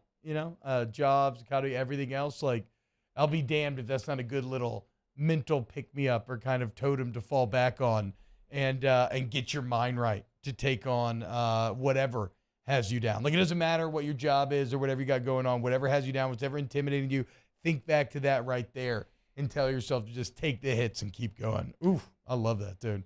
That's what cowards do, and that ain't you. No idea that old boy from Heroes was his son. Yeah. Yeah. And also, This Is Us. He was in that as well. Yeah. Didn't watch that, but I know Peter, it was a huge, victim of huge show. Yeah, some Peter, crazy. Bob, we had a baby. Yeah, crazy last name. Yeah. Crazy last name for sure. Yeah. He also just such an iconic speech, an awful outfit for Sylvester Stallone. What is he wearing there? 2006. It was a weird time in fashion. What is this T-shirt under the again, crimson 2006. blazer? It doesn't make any text on the T-shirt. It's not even like a turtleneck. He had an Italian restaurant in the film. Yeah. Okay, so I think he walked in with the T-shirt, but he goes around. He tells the stories. He wanted to throw a coat on real quick. You can't just throw a coat on over the church tap it up out a little bit. It looks like he has a coat on over the tap out T-shirt. Again, 2006 tap out affliction. It was a hell of a thing. The buckle was at an all-time high. That stock probably couldn't be higher. So I'm going to give Sly a pass here because that was a great speech. That's fair. Survive 63 says, I'm taking that speech to my kids right now. They're 17 and 23. Hell yeah. Emil McClellan says, Heroes Season 1 was so damn good. I agree. I think that Heroes was actually one of the sufferers from the writer's strike. I'm not 100% positive, but I heard some of that the other day that it was last time the writers went on strike. It was in the middle of Heroes being great, and then that's when it just all completely fell apart. It'll be interesting to see what falls apart in this said strike because Heroes was awesome. Yeah, Heroes good. Heroes good. Check out Tulsa King. Save the cheerleader, save the world. Check out Tulsa King with Sly. It's on I think Paramount. Check it out. Yeah, really I've heard good. that. How many is it kind of like what's it like a combination of like Animal Kingdom and Yellowstone? Little Wow. I mean I've watched both of those religiously, and you just blew my mind. I've only seen the preview. That's great. And I've only seen the previews for all 3 shows. I haven't watched an episode of Animal Kingdom or I loved Animal Kingdom. Yellowstone, but the preview from the slide, that's the feeling that I get. Sprinkle in some Sopranos. Okay. Hell yeah, dude. It's a hell of a trio to put together. Animal Kingdom was great. Good pull by UT. A lot of people. Okay, chat loves Tulsa King. It's really good. Okay, I had a joke. Sly's 76 years old, by the way. Yeah. Like what? What? I don't care. I don't care what is in his veins. Yeah. 76. What is in his veins? You can't the just best anti-aging HGH drugs. Yes, but you can't just put that in there. You still got to do something. You got to work your ass off. 100%. God. And look, and Sly, if you got some extra, send it to OTB. We'll take it. Yeah, I mean that's the thing is that well, Jake, I mean I don't know if you can flub your blood, but we just got to get those T scores down, and then Rejuveme's right there for you. Yeah, you can run your own little version there. But that's okay. Look, we can come up with a cocktail. But I mean, in all seriousness, like yes, like it still takes an incredible amount of hard work, and to get like Sly is still at 76 years old. I think we were supposed to talk about the video game here. We'll talk about that later. I want to ask you a question when we come back about coaches that I forgot. We had Coach Beth Torina coming on. We didn't get to it. I want to ask you a question when we come back. Oh, okay. Let's do that. Hey, y'all. Hope you're having a good day today. Keep it locked here on OTB, youtube.com/1045ESPN. Hit the like button. Hey, our YouTube, so we've kind of redid how we're doing the Off the Bench YouTube initiative. Taylor's doing a really good job with it. And now we have LSU. We have Off the Bench LSU. That's going to be all your LSU football. We have Off the Bench Saints. It's going to be all your Saints talk. You can subscribe to both those, get those. On Facebook is where kind of a lot of our baseball talk's going to go. If you want to check it out there in the 104.5 feed, and then TikTok, Instagram, all that's got like the little, and YouTube Shorts because everybody's trying to push out shorts right now. But they're doing a great job. So please, if you want to help us out, sub to all that stuff, check it out. All right, more OTB coming up next. Off the Bench with Hester and T-Bob. In times of need, get a full list of phone numbers, websites, and other important emergency information on the Demco Stormwatch page at 1045ESPN.com. $0 over MSRP at Corval Toyota in Opelousas. That's right, don't pay over MSRP. There's no markups, no games. So come on down to Happy Town. That's Corval Toyota in Opelousas, Happy Town, USA.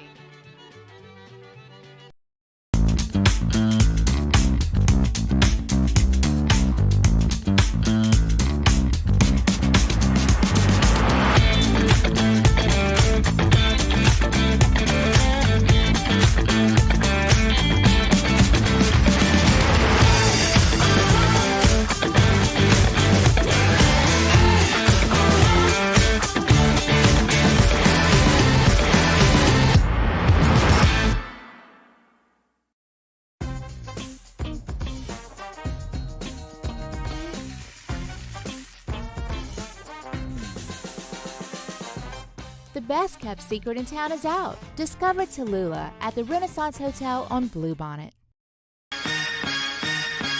Turn my music high, high, high, high, yeah. You don't know what you're doing. Sure I do. I'm from the streets where the hood can swallow on me. Bullets will follow on me. There's so much that you could run the slalom. And cops comb this top to bottom.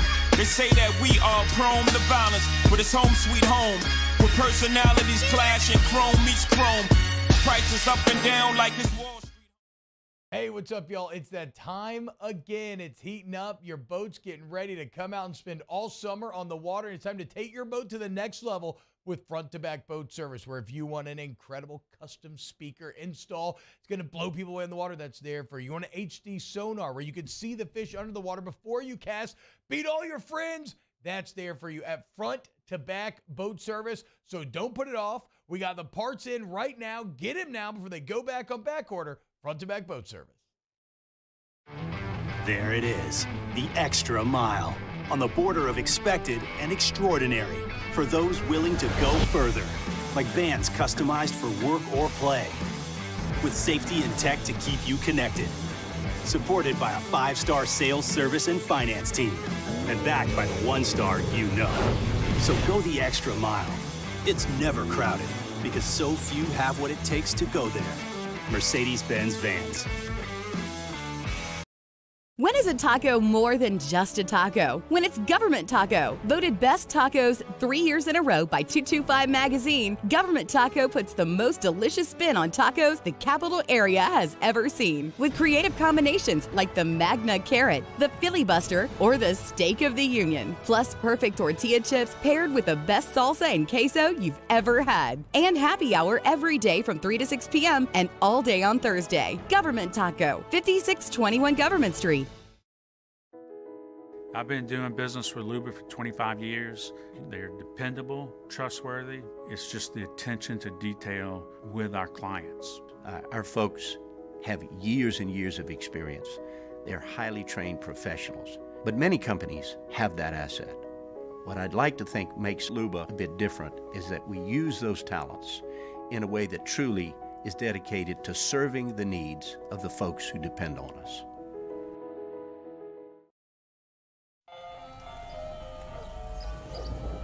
Hey there, little buddy. What's the matter? What's the matter? My windows, siding, and my door. That's what's the matter. Relief Windows can fix all that. I got you.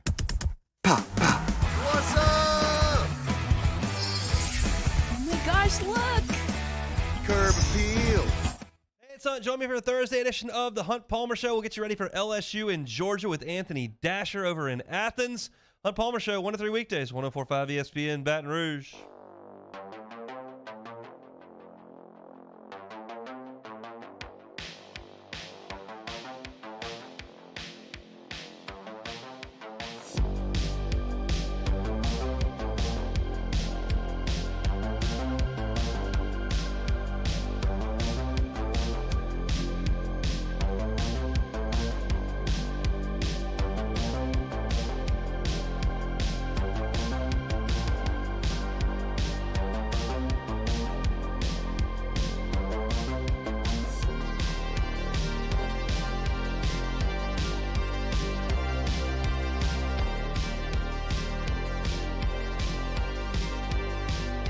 All-Star Toyota presents Off the Bench with Hester and T-Bob. ESPN Baton Rouge, New Orleans, Alexandria, and 1130 The Tiger. Oh man, my friend group from the high school friends from Alabama just linked a tweet, and somebody's father-in-law is in Italy today on a tour at the Coliseum or something, and Nick Saban's on the tour. Yeah. Can you fathom just being in Italy? Touring the Coliseum and you're an American, all of a sudden, you're probably like a college football fan, and then all of a sudden, like Nick Saban just in your tour guide group. That'd be pretty sick. Wouldn't suck. Oh, so that guy's got to be pretty rich, right? Because Nick Saban's not taking a public tour in Italy. No. 0% chance. I mean, you think? I mean, he could. I mean, he's got stupid. Nick Saban has so much like more money also, than even his contract would let you know. Yeah, I can see him doing it though. To be honest with you. Really? I mean, a little comment on the street. Probably doesn't get bothered in Italy. I mean, he's Nick Saban still, and I think he's got an Alabama quarter zip on. Do you think when he walks the Coliseum, he feels the spirit of these Roman emperors, and he feels kinship with them? Yeah. Like he sees like Caesar and Pompey used to live, and he's like, same bros. Yeah. I get it. Yeah, I think so. I mean, again, I'll call that BDE. Yeah. Big. I call it BCE. Big conqueror energy. I got you. Because that's what they do. He goes out and he conquers, and then the booty comes back. We talked about the other day. Right now, Athens is feeling the fruits of conquest. Tuscaloosa's been feeling it for 16 years. Look at where Tuscaloosa looked like as a city and a campus then versus now. It is insane. Yep. Literal temples, shrines, economy, money rolling in, and it's all because of their politician, General Nick Saban. I agree with you. We're not here to talk about Nick Saban. We talk about Nick Saban enough. Yeah, I'm here to ask you I hate him. A gall. I don't hate him. Yeah, I hate him. I'm glad you said it. I mean, I'm here. I'm in here because of you. Him. Hate him as well. I agree. I don't yep. at all. I also hate him. He betrayed you. He left you. I agree. You never got over it. Y'all can. I get it. It's tough. But also, I can't hate the man that gave me an opportunity as a 2-star running back. Yeah, no, I know. You didn't hate him, and then he left and betrayed you, and now you do. I get what you're saying. I want to ask you a question not about Nick Saban. Yep. So we're talking coaching. We're talking coaching tiers, and we're ranking coaches. Which coach, you can only pick one, if you dropped a football program in the middle of America with no resources, you got a ball and you got a field, and you say, go build me a program. So you don't have a pipeline. Yeah. You're not in the state of Texas. You're not in California. You're not in Florida. You're not in Ohio or Louisiana. Let's say you drop you in the middle of America. Okay? It doesn't have to be necessarily the middle, but somewhere that doesn't have great high school football. Nope. Doesn't have great high school football. I'm not going to say a state because I don't want you to pick that state out. No, for sure. I get what you're saying. Generic. Yes. Generic. It is kind of funny because it feels like you're describing what Matt Rule is living right now a little bit in Nebraska. But they've got resources. Yes, yeah. This is a place that always kind of struggles to keep up, but there's programs that they find a way. Which coach could take that team and eventually build them into a solid team that is in the conversation every year? It feels like you are describing Kyle Whittingham and Utah. I mean, I feel like he is someone who is basically doing that IRL right now with that Ute program. It's in real life. I would say, though, it's just, unfortunately, I don't know if I'm just an idiot, Jake. It's just impossible for me to still separate from the best coaches, right? Like, I would still take Kirby Smart and Nick Saban. I would still take Brian Kelly because we've seen him do it at these random schools, like wherever he's been, Cincinnati, Grand Valley State. Like, he's always managed to build and win. So, yeah, I mean, it's hard for me to get away from, but certainly, like, Whittingham would score high in this. Kleeman. Is it Kleiman? I've been saying Kleeman for years. It's going to be really bad if it's Kleiman. I think it's Kleiman, yeah. It's Kleiman, right? Yeah. Damn, I've been yelling Kleeman for like 6 years. But anyway, whatever. Kleiman is someone who would be up there. Lance has proven to be able to win on multiple levels. So there's a few guys on the list, but I would still go with the kind of boring top dogs. What about you? Cal Whittingham's the answer. Okay. So I figured that's what we were getting at. Yeah. That's what I was kind of feeling. Yeah, he's the answer. Just what he does each and every year at Utah, winning Pac-12 championships, not being competitive, winning championships, right? And I love Cam Rising. Yes, I mean, we didn't feel like they could get across that finish line. Now they're doing it more often. I love Cam Rising, but how many people could get as much out of Cam Rising as he has? You know, Cam Rising didn't start there, but he's going to finish there. He's going to finish as one of the all-time greats. It just, like, you look at their recruiting team, and they're nowhere to be found as far as guys are bringing in compared to anybody else. You know, Utah, it's a unique recruiting ground because you have a lot of different, you got diversity there in who you can bring in. And if you've ever played against somebody like Utah has, like if you're talking about, someone with that heritage, they are as tough and as hard-nosed as you'll ever find on a football field. Well, Emil says Kyle Whittingham taking Utah from a Mountain West Conference to a Pac-12 champion that hits everyone in the face with a ball ping hammer is pretty impressive. So, yeah, that would speak to the toughness. A name you guys didn't mention, he kind of reminds me of Kyle Whittingham. Now, he wasn't in the middle of nowhere, but he always competed against Ohio State. Luke Fickell's done a lot with a little. Yeah. Yeah. But yeah, Fickle's a guy I think of a lot too. I think he's just a really good football coach. Let's see what he does in Wisconsin. Yeah. You know, I think that, I mean, did Luke Fickell take over directly from Brian Kelly, though? We'll look it up. I feel like there was a No, coach in because you between. had Tommy Tuberville. I know that was Somebody, that's what I'm saying. Like That Cincinnati guy. was kind of in a bad spot when he took over. That's what I was getting at. I wasn't sure where, because Brian Kelly had Cincinnati in a good spot, but then I don't know how much they fell off under Tubbs. But even Cincinnati feels like you probably have more recruits that you can get than you No, it's similar. Like Whittingham's definitely have a tougher job, but just he's a guy that I've always thought of in that mold. You were to see, let's be painfully clear. The most fascinating thing to happen this offseason is not Matt Rule. It's simply Phil Longo being Wisconsin's OC. Yeah. I mean, you are going to have Wisconsin running a Phil Longo air raid next year. What? Doesn't make any sense. Yeah, adapt or die, dude. And it's kind of I mean, how spread has Fickell been at Cincinnati? You know, I'm not going to lie and say that I've watched Cincinnati schematically too much, but I mean, it feels very different than what Mike Denbrock was doing up there with Fickell. So yeah, that's going to be crazy to see. And again, look up a picture of Phil Longo. There has never been a bigger disconnect between how a coach looks and the style of offense that he runs. You would never guess that Phil Longo runs the air raid. All right, here you go. That's very Kelly left Notre Dame, Cincinnati in 2009. Okay. You had Jeff Quinn in 2009, who I assume was probably the interim.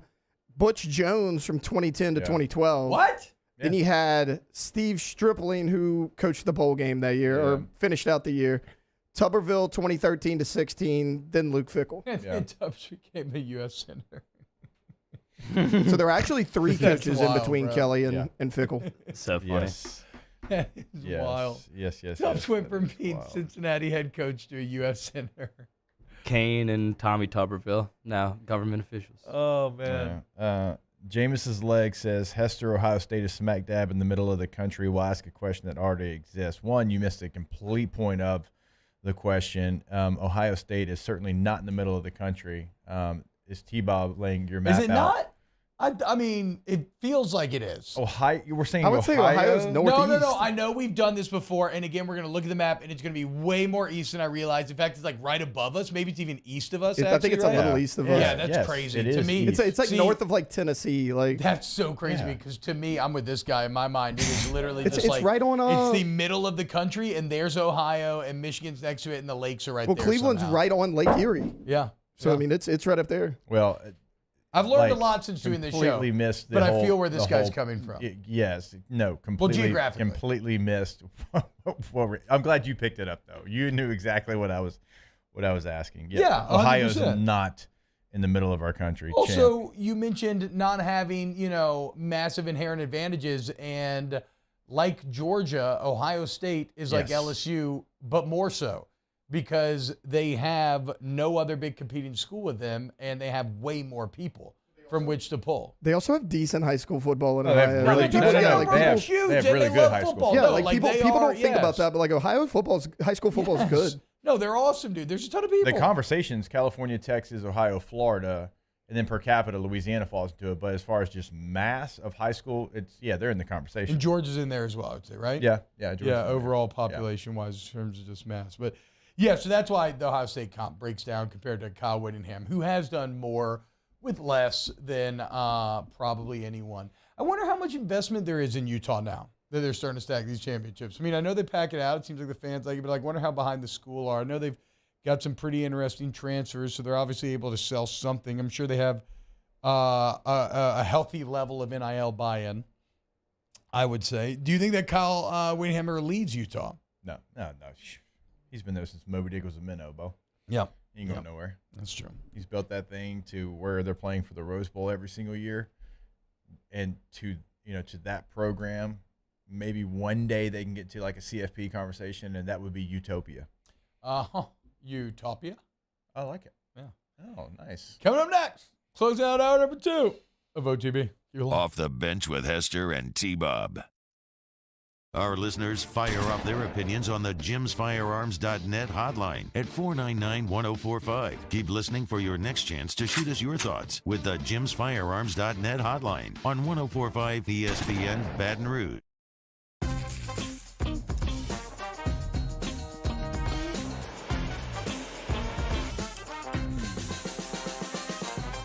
The best kept secret in town is out. Discover Tallulah at the Renaissance Hotel on Bluebonnet.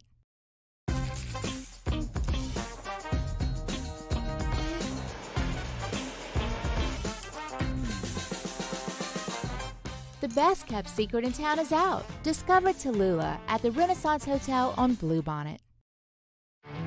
There it is, the extra mile, on the border of expected and extraordinary, for those willing to go further, like vans customized for work or play, with safety and tech to keep you connected, supported by a 5-star sales, service, and finance team, and backed by the 1-star you know.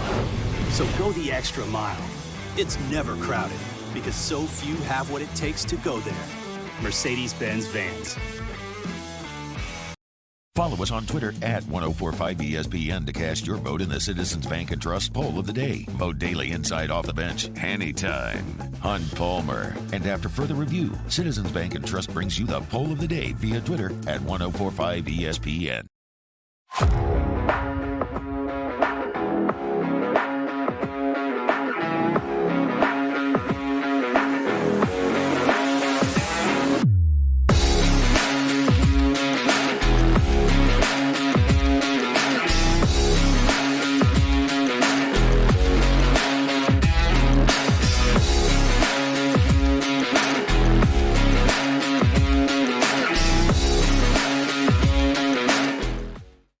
Gulf Coast Office Products is a nationally recognized Savin office equipment dealer based right here in Louisiana. Over 100 employees strong, Gulf Coast has the boots on the ground to support all vertical markets, from education, engineering, legal, and finance. With the latest in office technology, from desktop to production segment units, Gulf Coast and Savin have the perfect fit for you. Call 225-756-2644. That's 756-2644 for Gulf Coast Office Products. Hey, what's up, y'all? It's that time again. It's heating up. Your boat's getting ready to come out and spend all summer on the water. It's time to take your boat to the next level with front-to-back boat service, where if you want an incredible custom speaker install, it's going to blow people away in the water, that's there for you. You want an HD sonar where you can see the fish under the water before you cast, beat all your friends, that's there for you at front-to-back boat service. So don't put it off. We got the parts in right now. Get them now before they go back on back order. Front-to-back boat service. Hey, it's Matt Musso. Join me Monday through Friday for your daily update on LSU baseball with Musso at the Box, presented by New Orleans Flooring, wherever you get your podcast, Apple, Spotify, Google, and check out New Orleans Flooring. 2 locations, Metairie and Prairieville, or NOLAFlooring.com.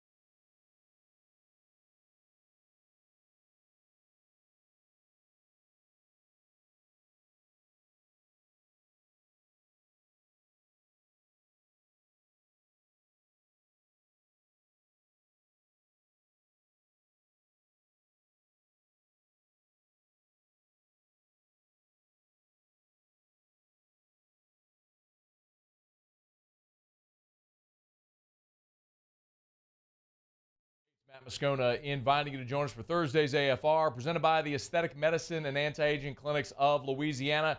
Game 1, LSU-Georgia. We'll preview it. Kendall Rogers from D1 Baseball. Join us 3 to 6, 104.5 ESPN Baton Rouge.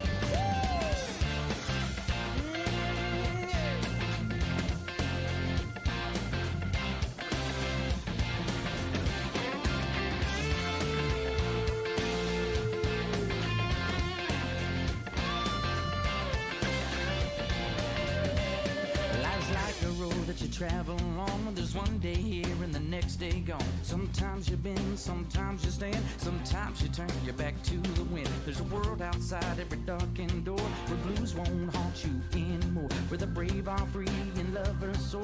Come ride with me to the distant shore. We won't hesitate to break down the garden gate. There's not much time left today. Life is a highway. All-Star Toyota presents Off the Bench with Hester and T-Bob. ESPN Baton Rouge, New Orleans, Alexandria, and 1130 The Tiger. Hell yeah, Bo. The only version of this song that matters. The old Rascal Flatts original. Y'all are Actually, crazy. I did Y'all not know exactly how to know trigger me. You know what's something that's gonna make you mad, Jake? That's sad. I absolutely did not know that this was a remake. Yeah, I didn't either. I was telling Jake during the break. I was like, this is a cover? I 1000% thought this was a Rascal Flatts original. Y'all come save me. Life is a highway. 929 Government Street in Baton Rouge. Y'all come get me. Oh, man. Who sings it? What's going on? Who actually sings it? Tom Cochran. Okay. Is the guy who wrote it. Shout out Tom. You know, it's kind of like Hurt, though, right? Like Trent Reznor and 9 Inch Nails made Hurt, but then Johnny Cash did his version of it. And Trent Reznor said, you know what? That's actually his song. Like, I was inspired to write this for him. So in the same way, Cochran wrote it for Rascal Flatts, is what you're saying. That's disrespectful. Like, this is actually their song. And he had it. I mean, listen to the joy in Rascal's voice. For a movie about pixelated cars. Is that where this came from? Yes, it's on the Cars okay. soundtrack. I have no idea if the lead singer is actually named Rascal. It's not. His name's Gary. So it's not okay. So it's like a Hooters situation. Of course, it's Gary. Gary LaVox, I think. You know, Rascal Flatts the lead singer. Hell Well, yes, he's solo now. You're so LP.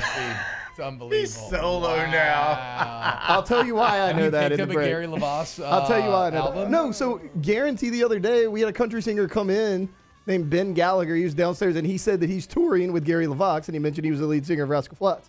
This was like 2 days ago. So like, I just figured this out. Can we like get 2 the days ago. original? Can we get the original ready to go? No, this is the original. Hey, is saying Hemi Butler cool? Because it's a slight play on Spanglish, and also Jimmy Butler's pretty badass. You get what I'm saying, right? Jimenez, Hemi Butler. Like it would be he more is him. Jaime Butler, I think. Okay, well, you know what? You're kind of stomping on the bit here with your technicalities. You get what I'm saying, okay? Sometimes Jay can be pronounced as an H right, and people are saying he is him, and Jimmy Butler's awesome. I'm just asking if Hemi Butler's a good nickname or not. Yeah. Okay, Mario's grimacing. He does not approve. It's been used all playoffs, man. I'm kind of over it. Learn about sober virginity, okay? Go listen to segment number 1 today. Okay, well, you're right. We don't need to get hung up on that because, okay, that's all I was asking. You think it's overused? Okay, we won't use it then. I agree.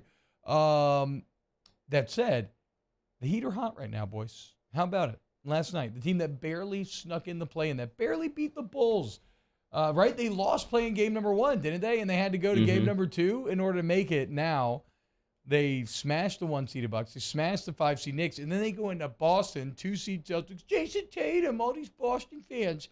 And, I mean, they just freaking take care of business, dude. And it's all with Jimmy Butler. I don't understand it. And what's weird is, like, Butler's doing the same things that Jokic and LeBron and the other superstars are doing. But, Jake, it's just so much crazier because he looks so much more normal. You see Jokic, that's a Goliath out of, like, a biblical tale. LeBron is Adonis. Like, Jimmy Butler just looks like, okay.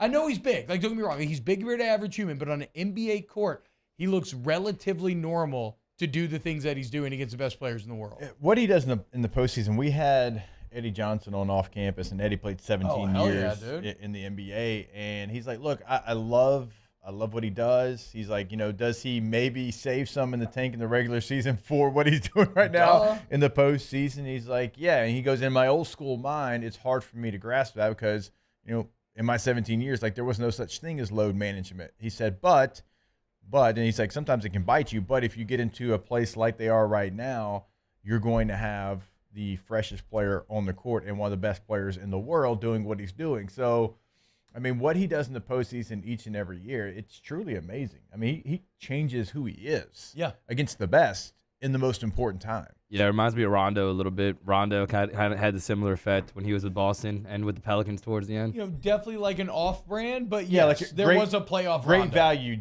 You know, Jimmy Butler was. There was a Rondo. playoff Rondo, the same way there is a playoff Butler. Yes. Who's another player? Like, do we have any other players that come to mind that playoff Flacco? Kind of. I'm not. After I said it, I realized that you directly have suffered at the hands of playoff Flacco, so I didn't mean it that way. But like, you can actually flick me off. We're not on the FCC. Well, you know, I got. You never know who's watching. Yeah. I guess that's true. But it's an impressive middle finger, though. I wouldn't hide that light under a bushel. Yeah, thank you. I'm sorry about playoff Flacco, but he jumps to mind. I'm trying to think of basketball. I got to be honest. Jaylen Brown always ups his level of play in the playoffs. Yeah, Jaylen Brown has had a he's not in that conversation. No, I know, but to a lesser extent. Yeah, no. What was John Smoltz in the playoffs? His stats were ridiculous. I'm not sure, actually. I just remember him being very good. But look, the bottom line is Jimmy Butler's awesome. What the Heat are doing is just kind of boggles the mind. Going into Boston, take care of business game one like that. Has anyone ever made a bigger mistake than the 76ers paying and keeping Tobias Harris over Jimmy Butler? And Jimmy lets them know all the time. I mean, you want to talk about a team, though, that had all the pieces that it needed, and a team that is missing the very drive and intensity that Butler brings to the gym every single day. It's they got to be kicking themselves still for that, dude. Yeah, Jimmy's been a beast. He's been the best player in the playoffs, in my opinion, besides Nikola Jokic. But we need to give Eric Spoelstra his flowers, too. Right now, the best coach in the NBA. The Athletic had a really nice write-up about him before the playoffs, and it basically talked about how the Heat, even though they kind of underachieved in the regular season, still felt like they were a contender. And I would encourage y'all to read that piece. It kind of talks about Coach Spo and how he is and how he motivates his guys. He is a beast coach. Yeah, and then and then if we're giving flowers, you can even go back to Pat Riley.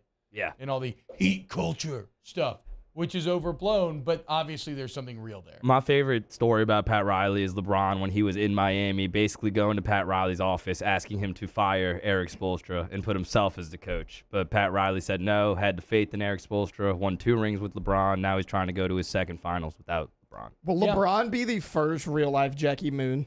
Owner, player, coach. I mean, there's been players that have been player coaches. Potential there. Maybe not owners. He talked about how he wanted to be an owner one day. The question is LeBron a player coach already at this point? Well, yeah. Right? And he was in Cleveland.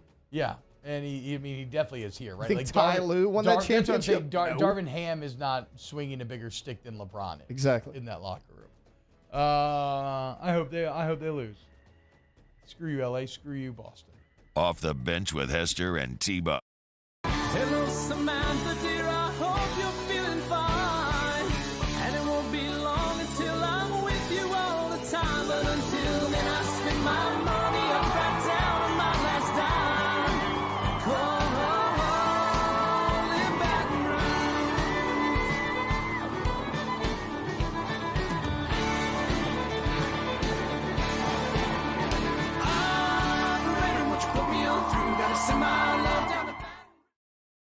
Gulf Coast Bank and Trust is giving our customers the power to bank anywhere, anytime during this challenging event. And we're right there with you. Our mobile banking app is a smart way to manage your money and time. Gulf Coast Bank and Trust, the bank that cares about you. There it is, the extra mile. On the border of expected and extraordinary. For those willing to go further. Like vans customized for work or play. With safety and tech to keep you connected. Supported by a 5-star sales, service, and finance team. And backed by the 1-star you know. So go the extra mile. It's never crowded because so few have what it takes to go there. Mercedes-Benz Vans. When is a taco more than just a taco? When it's Government Taco. Voted best tacos 3 years in a row by 225 Magazine, Government Taco puts the most delicious spin on tacos the capital area has ever seen. With creative combinations like the Magna Carrot, the Filibuster, or the Steak of the Union. Plus perfect tortilla chips paired with the best salsa and queso you've ever had. And happy hour every day from 3 to 6 p.m. and all day on Thursday. Government Taco, 5621 Government Street. I've been doing business with Luba for 25 years. They're dependable, trustworthy. It's just the attention to detail with our clients. Our folks have years and years of experience. They're highly trained professionals. But many companies have that asset. What I'd like to think makes Luba a bit different is that we use those talents in a way that truly is dedicated to serving the needs of the folks who depend on us.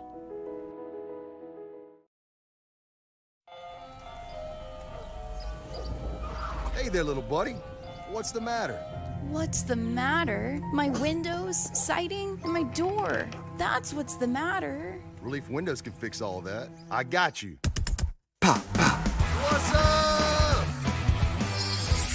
Oh my gosh, look! Curb appeal.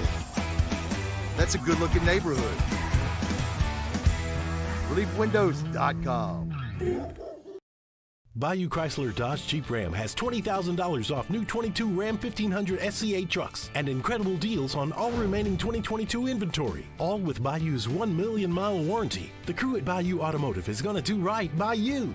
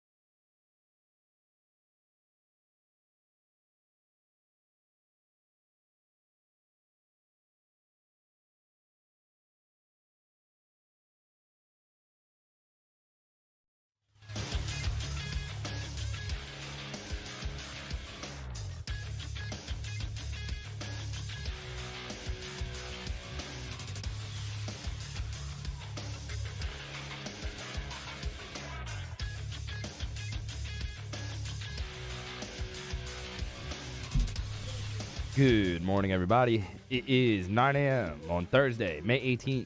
Today in Baton Rouge, there will be sunny skies with a high of 88. Coming up on the show, we have a new edition of Big Deal or No Big Deal. Coming up next, we talk to Chef Michael Johnson at some point, and Jay Johnson, LSU baseball coach, joins the show at 9:30. You can follow today's show on Twitter, Instagram, and TikTok at OTB_ESPN, or catch us on YouTube at the 104.5 ESPN channel, and subscribe for daily content. Hour number 3, Off the Bench. All-Star Toyota presents Off the Bench with Jacob Hester and T-Bob Hebert. Yeah. Off the Bench with Hester and T-Bob. Hey, Peter said I got to come off the bench. All-Star Toyota presents Off the Bench with Hester and T-Bob. Yo, yo, yo. Yo, what's happening, y'all? Welcome back. OTB. OT hour number 3. Boom, boom, boom, boom, boom. Got a good hour playing for you. We got Big Deal or No Big Deal here. Chef Michael Johnson next, 9:15, answering Munchie's questions. And Coach Jay Johnson, 9:30, answering baseball questions here on game day. Jake, I'm going to preface the baseball interview with this. I am not going to spend a lot of time wallowing in last week in this interview, simply because it is game day, you know? And I don't think it makes a lot of sense to, if a coach is making time to come on game day. And this is all me arriving at this. Coach Johnson has never said anything like this or anything, right? All I'm saying is, I was thinking about the interview, and I just don't expect me to just be like hammering, what went wrong last week. Like, we'll touch on these topics, but it is game day, okay? Last week has been flushed. You covered in midweek. Like, it's time to go take on the Georgia Bulldogs in Athens tonight. So just know that I'm not going to spend, like, if we had him on before the game day or maybe a little early in the week, then we would have spent all the time kind of breaking down. And we'll still touch on it, but I'm just not going to wallow in self-pity last week. We're going to be forward-thinking with this interview today. What's going on? Y'all good? All right. Do you agree, though? Sure. Yeah? We're going to do Big Deal, No Big Deal? I mean, kind of the same questions that, happened last week, you can still apply to this week. Yeah, true. All right, Big Deal or No Big Deal? Big deal. Ain't no big deal. Big deal. No big deal. Big deal. No big deal. No big deal. No big deal. It's a big deal. All right. Welcome back back. Well, not really. Well, we were gone for like 30 seconds, I guess. Okay, Jake, big deal or no big deal? Play that video of Wembanyama. This is, so obviously Victor Wembanyama's been in the news. San Antonio Spurs get the number 1 pick. Obviously, that's a massive deal given their French connections, Greg Popovich, everything. But look at this video of Kylian Mbappe next to Victor Wembanyama. If this does not show you how extra normal basketball players are, big deal or no big deal, Victor Wembanyama looking like an absolute giant next to one of the best athletes in the entire world. I mean, it has to be a big deal because his head is almost scraping up against the ceiling. Bro, look at that. And that looks like a tall ceiling. I mean, Kylian Mbappe, who has looked as alpha and dominant as any human on the face of the planet when he was scoring during this World Cup run, look at what he looks like next to the French phenom basketball player. And the crazy thing about Wembanyama, though, Jake, is that he's proportional, you know? He doesn't look weird. Like, if you didn't see him next to other people, you might be like, oh, he's tall. But you wouldn't guess 7'5" tall. No. Like, this ain't like Manute Bol or like Sean Bradley back in the day. This guy is actually going to be able to pack on a little weight. So, yeah, big deal simply because he is a big dude. Like, he's literally a big deal. Yeah, a literal big deal. Yeah, you're right. Mbappe is one of the top 5 most recognizable athletes in the world. Yeah. And he somehow just doesn't look as cool as he always does. I mean, it's impossible to look cool next to somebody that's much bigger than you. That's just like human facts. Okay, I agree with that one. So I think it's a big deal. Big deal or no big deal? Ex-North Carolina guard Caleb Love, who has gone into the portal and is committed to Michigan, has now decommitted from Michigan. Remember, Caleb Love was key on that team that made a run to the national championship game. Did not play as well this year, but still obviously a hot commodity in the transfer portal. Committed to Michigan now. He is a free agent yet again. So you know college basketball better than I do. I'll say no big deal because this is, like, I don't know if he's going to be the key to like some team getting a championship. Does this tie into your Michigan frustration from a couple of weeks ago at all, though? Where old boy had the announcement. Hunter Dickinson? Yeah. Oh, my gosh. That was whew, I don't know if we talked about that on air. We wanted to get to it, and I don't think we got to it. I mean, the video was cringy. The podcast was cringy. I'd have to show you the video. And then he talked about the courage it took for him to leave his Michigan legacy behind because he's got to go. And they weren't offering as much money, and it was, kind of ridiculous. They weren't offering as much. And so Kansas, I guess, gave him what he was looking for. But no, these are two separate issues. Okay. But Caleb Love is a very interesting player. Averaged 17 points per game a year ago, 4 rebounds, 3 assists. It feels like a big deal, actually. So, I mean, this is a player that I think Michigan, if you're a Michigan fan, he's from St. Louis. You felt really good about getting him through the portal. And now, for whatever reason, he is back on the lookout for his next team. What do you think? Big deal or no big deal? I think it's a big deal. I think he's a good player. I think if he got into the right system, I don't know if he's, to your point, I don't know if he can be, hey, he's the number one guy on an okay team and take them to that next level. But, if you're be a final puzzle piece. If you're somebody like UConn and you lose a couple of guys to the NBA draft, he would be a nice piece for a team like that. Big deal, no big deal. Taylor, what you got? Yeah, Michigan State receiver Keon Coleman, he entered the portal a few weeks back. We talked about it on this show. He is now signed with the Florida State Seminoles, who LSU plays in week 1. Big deal or no big deal? Big deal because this is a good player, man. And Florida State's already a really good team. And Jordan Travis is already awesome. I mean, the thing that I cannot escape is that quarterback tier list that you linked yesterday, Jake. And just, I did not realize. I mean, Jordan Travis was really good against LSU. I didn't realize how great he was to close out the year. After going 3-3, when they go on that win streak, again, a 91-1 QBR held to the year. That's pretty freaking wild. It is so hard.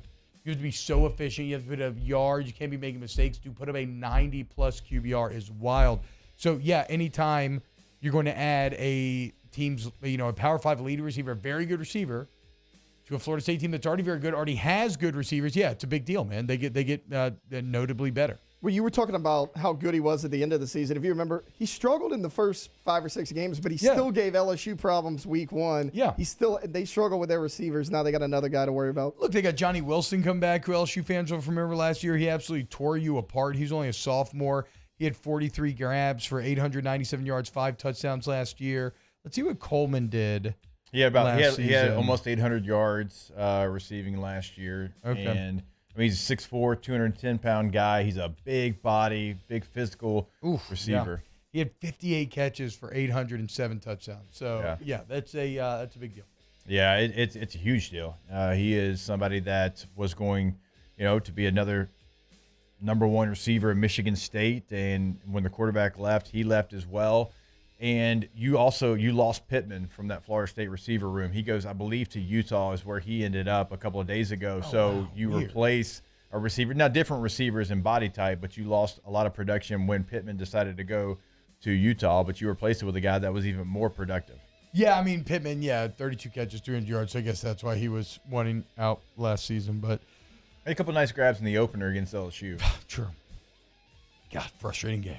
Revenge season, Maybe boys. The most frustrating, actually. Revenge season, boys. All right, any more big deal, no big deal? Mari, you have one? No? I'm trying to think of how to phrase this for big deal or no big deal. So, Dov Kleeman put up a tweet saying, age yourself by naming an NFL tight end that you grew up watching.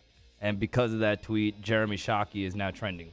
So, okay. Hell Big yeah. Shockey? Big deal or no big deal, the career of Jeremy Shockey, who scored the go-ahead touchdown for the Saints in the Super Bowl. I would say no big deal on balance, kind of on the whole. But I love Jeremy Shockey. I had a Jeremy Shockey Saints jersey, Tats are tight and everything. But I think the more fun game here is to go around and name a tight end who reminds you of your childhood. I got 2 for you: Wesley Walls and Frank Wycheck.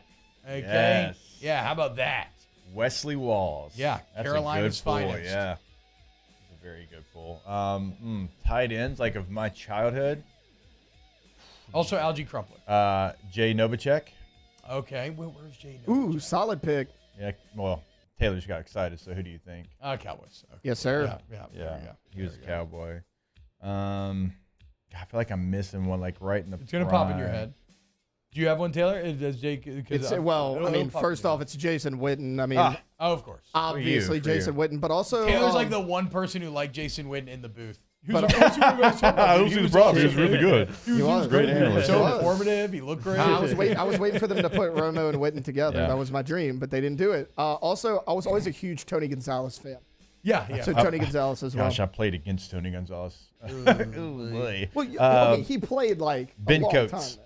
Oh, Ben yes, Coates dude. is another one for me. Yes, I had, you remember those old trading cards where it's like they have the golden crown and they're cut out? I had a Ben Coates one of those, and it's like drilled in The my old memory. Patriots uniforms Yeah. that I think are better than the current ones. Hold the Mayo with the Saints answers. Ernie Conwell. Boo Williams. Hell yeah, Boo Arkansas, Williams. right? Boo Williams? Ernie Conwell. Ernie Conwell's a good human being. Dallas Clark. Hold the Mayo says Cam Cleland. I like this from Ryan Bragg. John Tyson, Hobie Brenner. Hobie Brenner, of course, playing with my old man back in the day. He used to say Hobie was Brenner, baby. He used to say Hobie was slow as molasses, but he could block his ass off. And if the ball hit his hand, like if it even hit a fingertip, he was coming down with it, right? So slow as hell. But if you threw it to the right spot, Hobie Brenner was coming down with that ball. Hobie Brenner's a good one. Cam Cleland. He had some. You remember Cam Cleland from the Saints? His rookie year, he had like 700 receiving yards, 6 Cleveland. touchdowns, and it never quite got to that same point because like his first year, I'm like, oh, this is like an all-pro. This guy's going to be an all-pro for a very long time. Let me look him up. Yeah, so his rookie year, 54 catches, 684 yards. The next year, 26 for 325, and then never had over 145 yards again in his career. Damn, after starting out what? his NFL career with almost 700 yards receiving from the tight end position in 1998. That's crazy. And then we never really saw Cam Cleland. We got Antonio Gates in here because, of course, you do. I don't remember Bubba Franks. Kellen Winslow Jr. Shout out to Even though didn't Kellen Winslow, something dark ended up. Yeah, he's in happening, jail. Yeah, he's right? in jail now for attempted murder. Yeah, it's really Something bad. like Let's, that? let's Okay, not you even know, go there. yeah, we can just back out. Yeah. Something like that. I was What going to is it with say tight ends, Winslow man? from the Chargers, his Yeah, father. Winslow Sr., though. Yeah. Hell yeah. Winslow Sr.'s okay. Winslow Jr. no. I was going to say shout out to Chris Cooley. He was really good tight end in the commercial where he put his he had his the hand one through the year wall. where he was really good on fantasy, and then he got that commercial the next year. Yes. Yeah. And Mercedes Lewis, who's still playing, I think, somehow. I've been saying Foster Moreau, and it's Mora.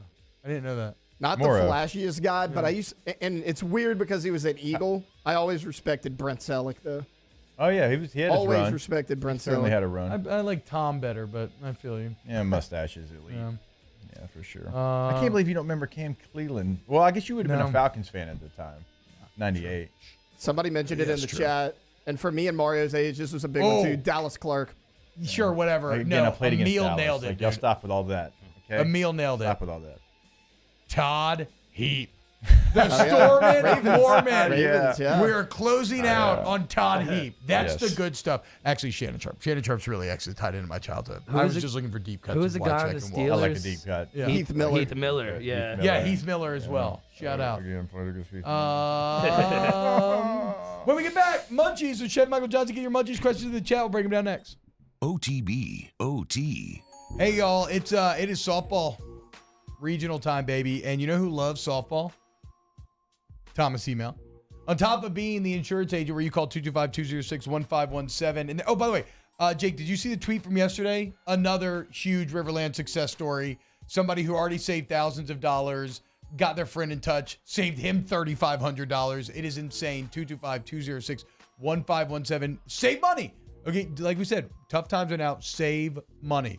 But the reason why I bring up softball is because Thomas helps to coach Riverside Academy, who won the Division IV Select State Championship.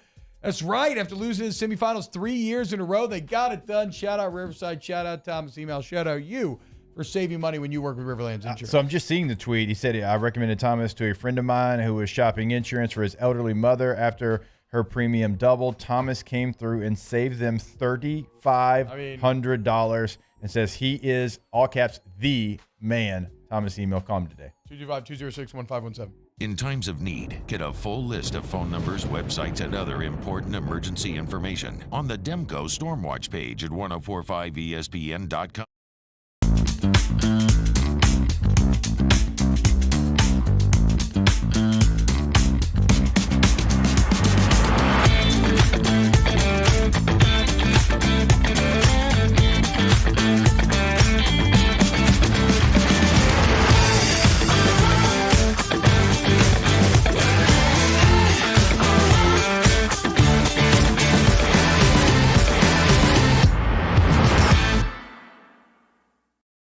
Hey, it's Matt Musso. Join me Monday through Friday for your daily update on LSU baseball with Musso at the Box, presented by New Orleans Flooring, wherever you get your podcast, Apple, Spotify, Google, and check out New Orleans Flooring. 2 locations, Metairie and Prairieville or NOLAFlooring.com.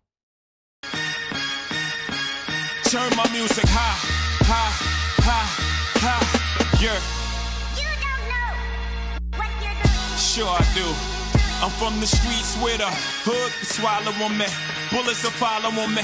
There's so much that you could run the slalom. And cops comb this top to bottom.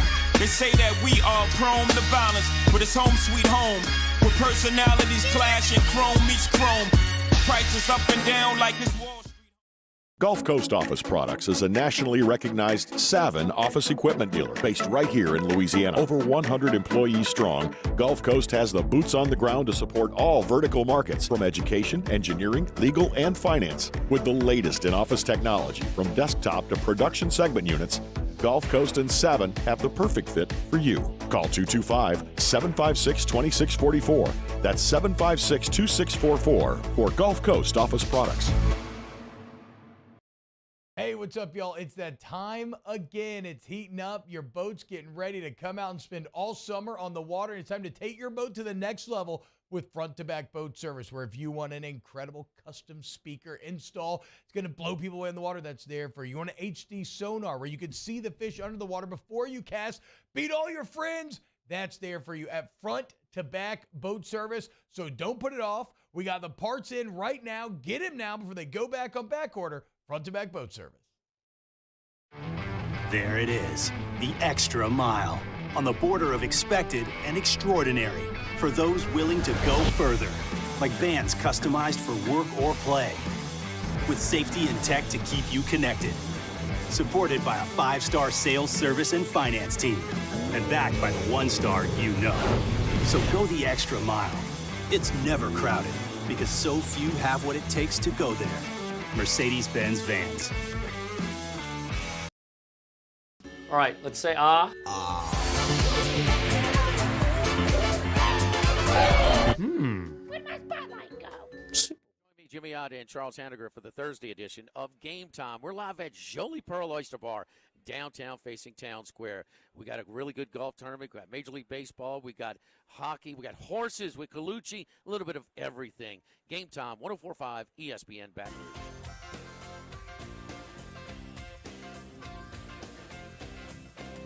Like a road that you travel on when there's one day here and the next day gone. Sometimes you bend, sometimes you stand, sometimes you turn your back to the wind. There's a world outside the darkened door where blues won't haunt you anymore.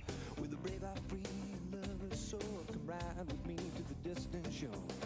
We won't hesitate, break down the garden gate. There's not much time left today. Life is a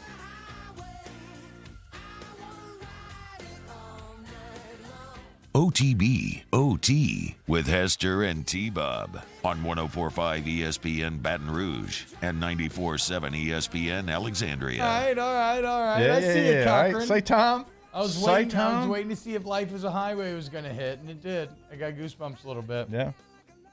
Mark Chumara, 96 Packers, Super Bowl champion tight end. Yeah, it's a good pull. Such a good name. I always, probably because they were around the same time, I always connected Chumbawamba and Mark Chumara in my head.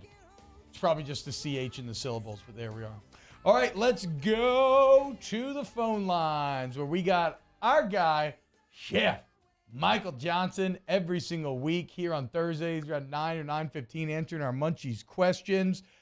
Chef, thank you so much for joining us. Chef, how about the soft opening of the Bend up there, Toledo Bend, man? What have you heard? How'd it go? You know, I think everything went really well. I'm pretty excited for my guy up there, man. He's been trying to get this thing together for quite a while, and he hit some snags with some unforeseen building snags. But I'm so happy for him that he got it open, and I know he's going to do well with it up there. Have you warned him that during the summertime there's a thing called Lake Bob, and there's going to be a lot of A-bears in there wreaking havoc? Have you warned him? Get ready. Lake Bob. I've not met Lake Bob yet, man. Oh, well, we hadn't met him either because we hadn't been, Chef. Yeah, I know. No invite to Lake Bob. Okay, to be clear, I don't know if we're going to be able to get there till July this year, so it's going to be a rough Lake Bob summer. So we can't get an invite in July? No, y'all are first on the invite list. Okay. Y'all are first on the invite list. All right, I sorry. know. I'm sorry, dude. Yeah. Hashtag Munchies. What is your favorite mixed drink you would make to impress guests? I'm kind of an old-fashioned guy, muddled and just done properly with some good bourbon and some sour cherries. I like old fashions. Ryan Bragg says, hashtag Munchies, which former athlete ate the most volume of food you've ever seen? Oh man, there's a list of them. Richard could. Richard Lawrence, you're talking about? Yeah, Richard Lawrence could put back some calories. Oh yeah. And specifically, like when we did the Taste of Home, and his old man came in, Mr. Richard came in, and he cooked in the kitchen with us on that Taste of Home. And it was an exceptional day. We had a great day with Mr. Richard in the kitchen, and man, like when you have your dad cooking for you in your spot, you're just gonna eat. And I remember Richard being super happy with that. What did he? What did it was he on the make? menu. Because I know Mr. Richard as well. He's cool yeah, dude. I mean it was Northern Louisiana food, right? So it was like Fried sweet cabbage? potatoes, candied sweet potatoes, and smothered greens, stuff like that. And fried chicken, and man, it was an exceptional meal. Yeah. Oh, I'm hungry. Yeah. Hey, next time you got one of those, just maybe give us a tip, like give us a heads up or something. Like, hey, you might want to be at the facility today. Right. I want whenever y'all are doing like a Pacific Island, like kind of pig roast type deal, hit me up, Chef. Yeah, I'm there. Yeah, that was another night that we got Sonny Fanua and Apuaika. Yeah. Was still, we just had a great day that too. I mean, honestly, that the Taste of Home's deal is meant to celebrate the kids and their families, and we're reinvigorating it again this year to where we get trying to get the parents back in after COVID happened. We stopped inviting people and families in, and so we're getting back to that, so it can be more of a celebratory deal. And when you're happy, you eat well, and that's what we're looking for. Oh yeah, Chef, have the coaches, like any head coaches, ever had a taste of home? That could be maybe something that would be interesting, since the head coaches of all the programs are from all over. Yeah, we've actually talked about this just recently, about having even administration and just, the people who make the operations run, doing something with them as well, because like you said, they're from all over the place, and we need to celebrate that as well. It initially, and I think it would run in parallel to our Taste of Home that are about the student athletes, because we don't want to remove that from them. And then we're also contemplating doing something that's like sports specific, where we pull in whole sports and have the team like write a menu with the chef and talk about food and stuff. So, lots of fun things on the horizon for us. What would T-Bob? What would yours be from Atlanta?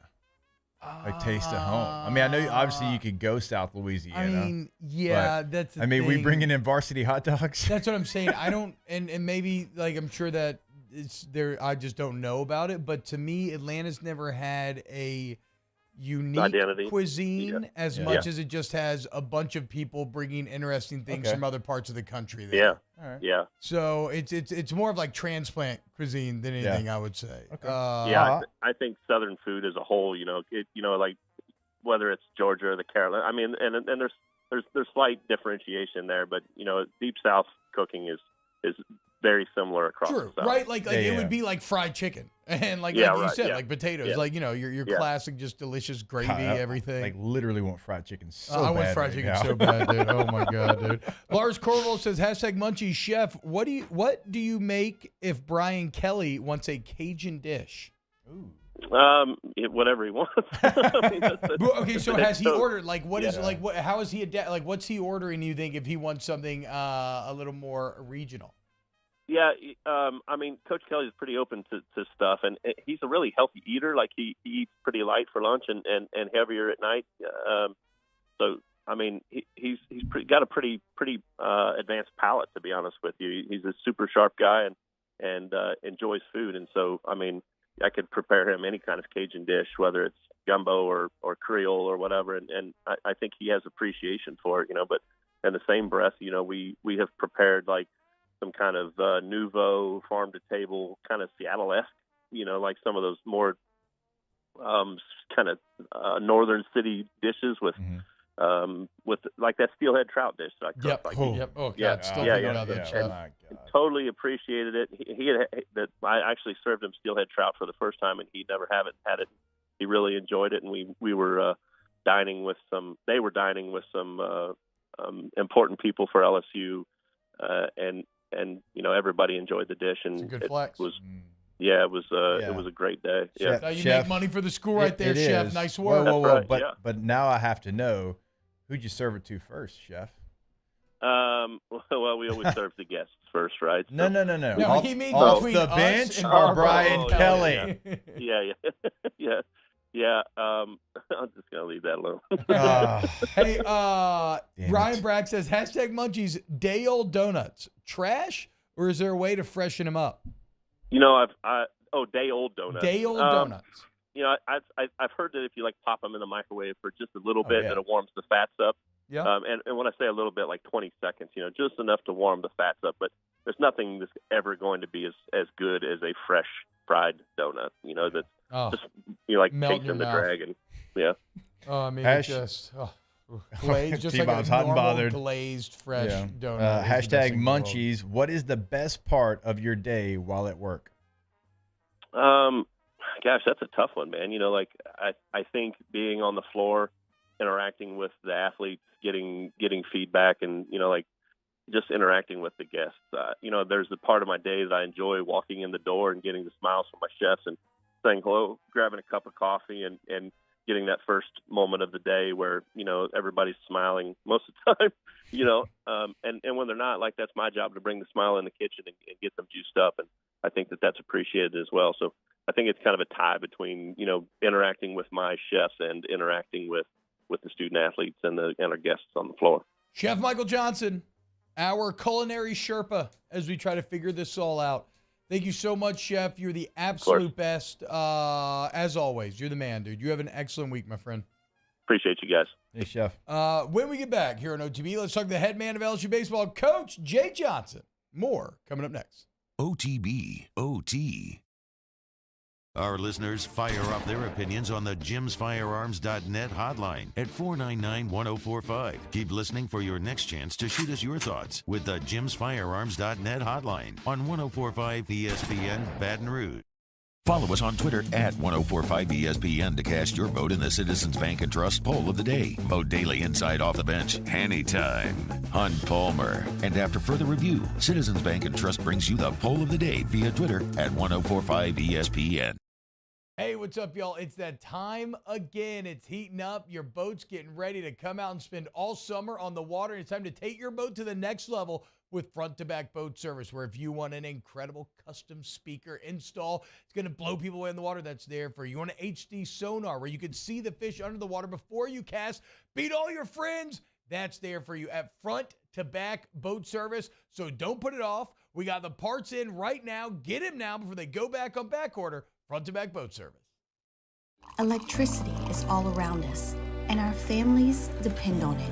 Every day is sparked by the power of a cold drink or a warm meal, a movie night, and a comforting light at the end of a dark hallway. From sunrise to sunset, playtime to bedtime, our team is ready to take care of your electrical needs. Even in the case of an after-hours emergency, the light in your life shines brighter with Mr. Electric. There it is, the extra mile, on the border of expected and extraordinary, for those willing to go further, like vans customized for work or play, with safety and tech to keep you connected, supported by a 5-star sales, service, and finance team, and backed by the 1-star you know. So go the extra mile. It's never crowded, because so few have what it takes to go there. Mercedes-Benz Vans.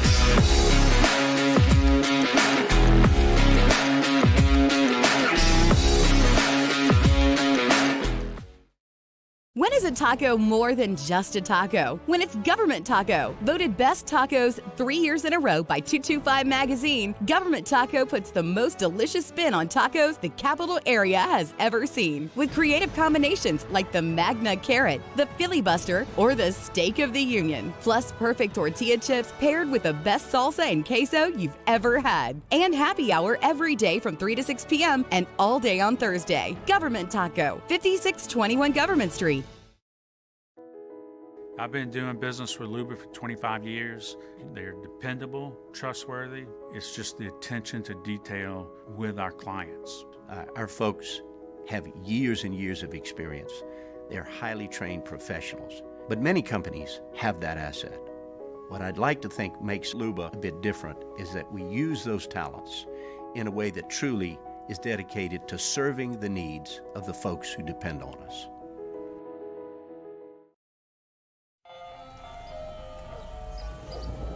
Hey there, little buddy. What's the matter? What's the matter? My windows, siding, and my door. That's what's the matter. Relief Windows can fix all that. I got you. Pop, pop. What's up? Oh my gosh, look! Curb appeal. That's a good-looking neighborhood. ReliefWindows.com. Gulf Coast Office Products is a nationally recognized Savin office equipment dealer based right here in Louisiana. Over 100 employees strong. Hey, it's Join me for the Thursday edition of the Hunt Palmer Show. We'll get you ready for LSU in Georgia with Anthony Dasher over in Athens. Hunt Palmer Show, 1 to 3 weekdays, 104.5 ESPN Baton Rouge. I get knocked down, but I get up again. You're never gonna keep me down. I get knocked down, but I get up again. You're never gonna keep me down. I get knocked down, but I get up again. You're never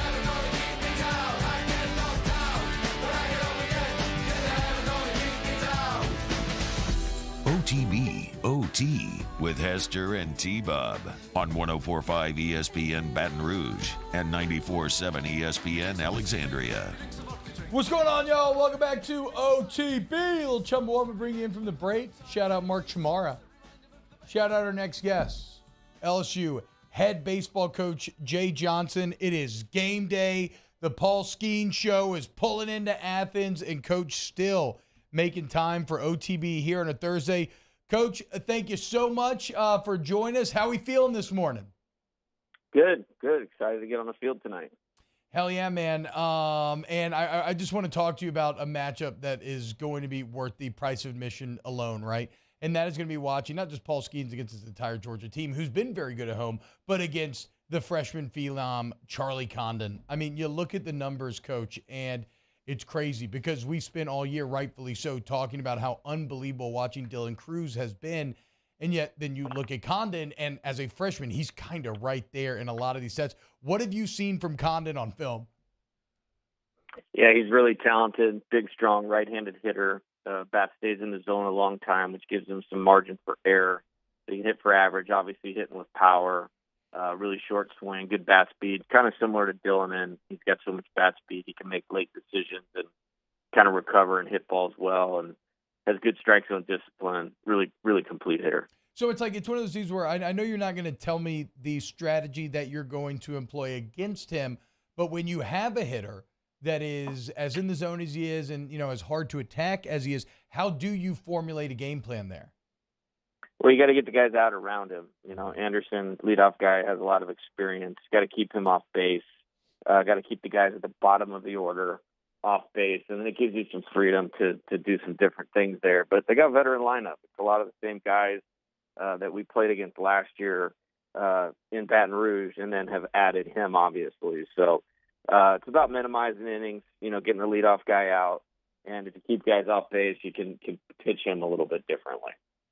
Coach, when we've had conversations with you over the last couple of years, obviously, like when Coleman goes down with injury a year ago, I think we had you on the next day, and we could, you know, you could tell obviously what that meant to you, what it meant to the team, and where he was going to go in that season. What kind of confidence does it give you now in the fact that he's getting close and you can write him in as a Game 3 starter, knowing he's extending almost every time he goes out there? Well, that's a big deal for us if he's able to do that. And we've been on a pretty good track. We had a little bit of a setback at Auburn just as far as how he recovered from the week before. So this is a big week because he did go 50 pitches. He did a phenomenal job last Sunday getting us off to a good start. Obviously wish he could have pitched a little deeper into that game. But what he's done to come back from that surgery that fast is a credit to Javen. And even though maybe his stuff isn't there yet, he's competing like it is. And right now for us on the mound, that's probably more important than anything.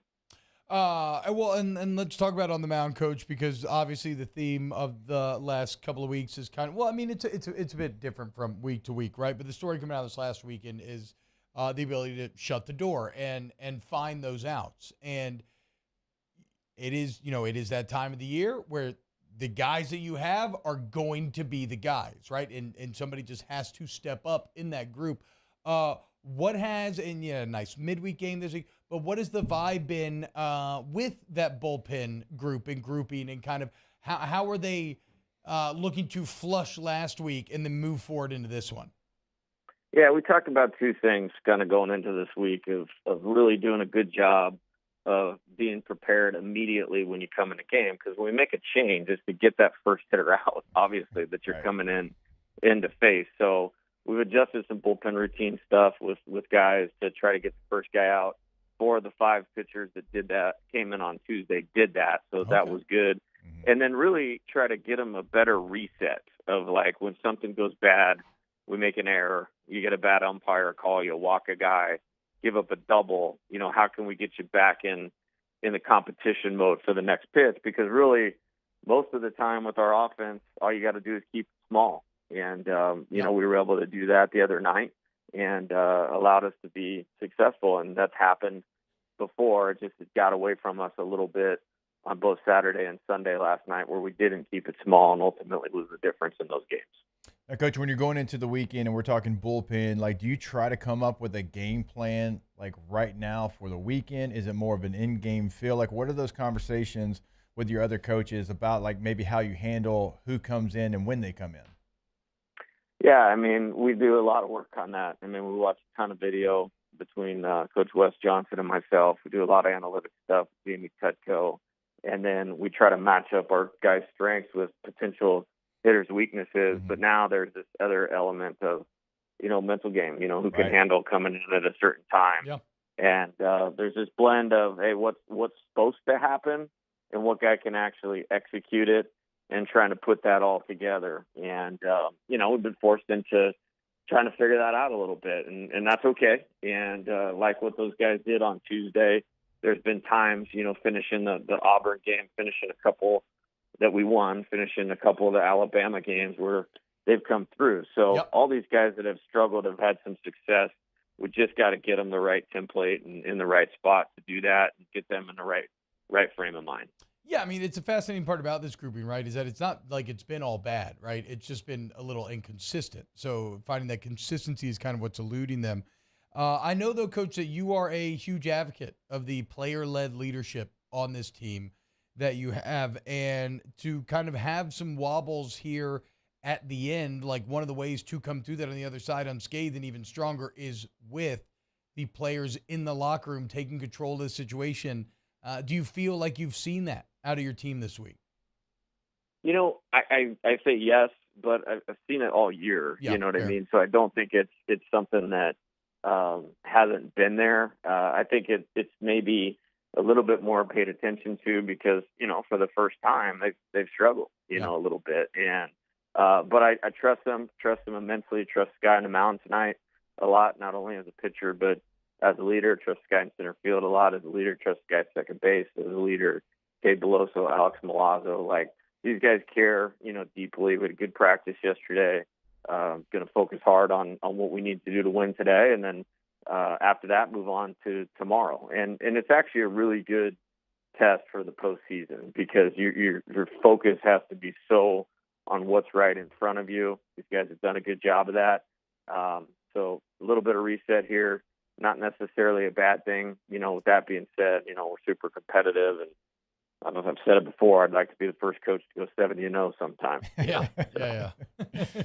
Coach, the other night we saw Hayden Travinski play first base, and obviously he's batting .439. He's got a home run right now, 7 at-bats. He's got 6 home runs and 41 at-bats, and obviously not just hitting home runs, but giving you quality at-bats. Is that what, kind of forces, in a good way, him to maybe get some time at first base to get his bat into the lineup in any way you can?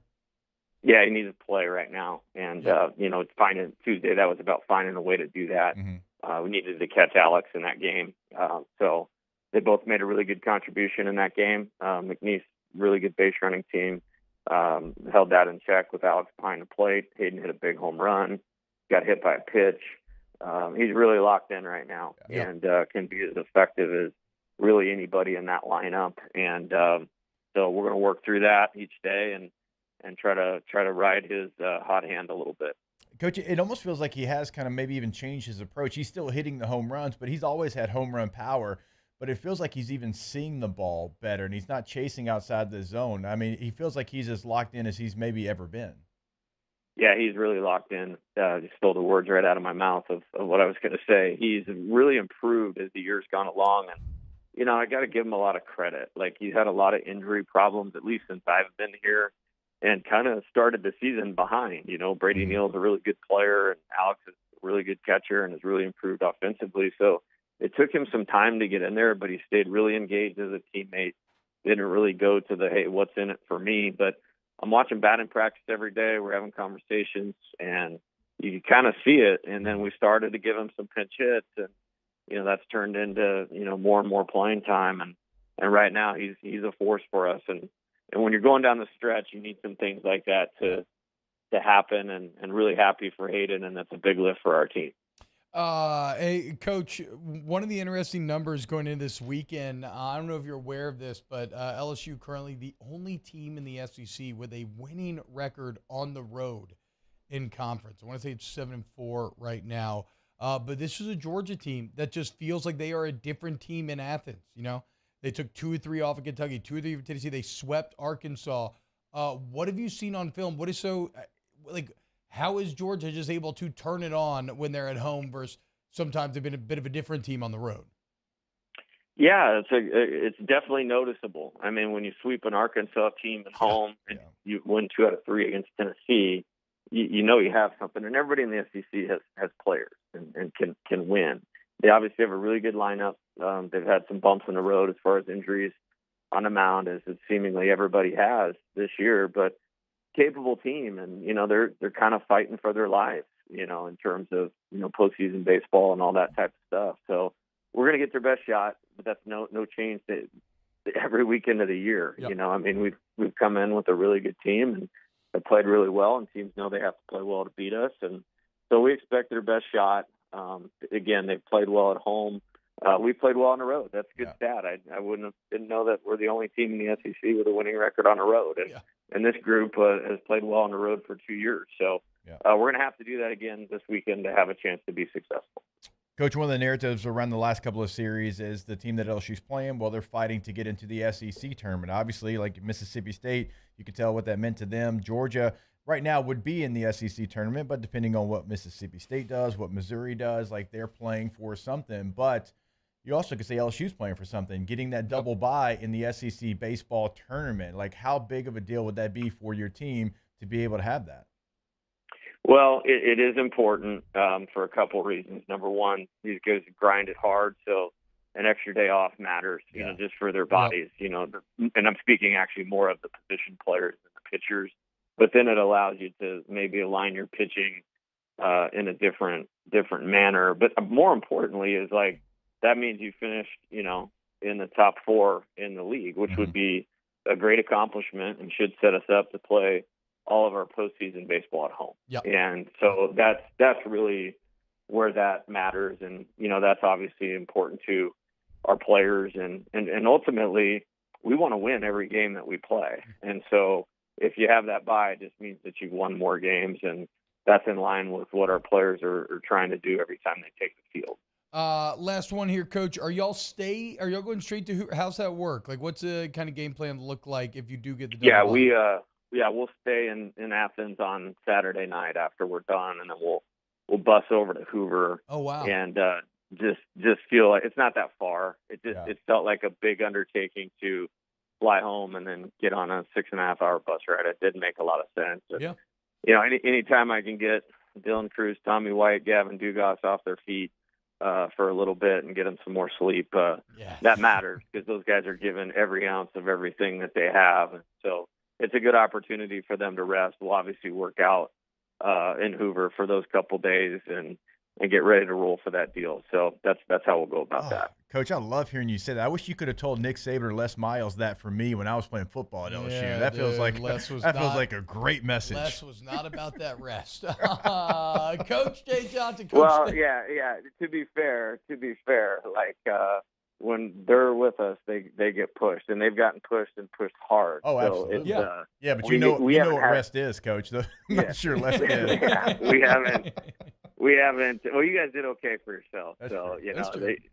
Those guys are great coaches, and these guys have given everything they have. We need to take advantage of that 3 days off. I don't know that we've had 3 days off in terms of not playing for a while. Yeah. So that'll be good, and get them re-energized for Hoover, and then obviously excited to get into the NCAA tournament. Yeah, love it. Coach, thank you so much, man. We keep you along. Best of luck today. Cannot wait for this weekend. Y'all have fun, and enjoy this kind of extended trip with the team, man. We'll talk to you next week.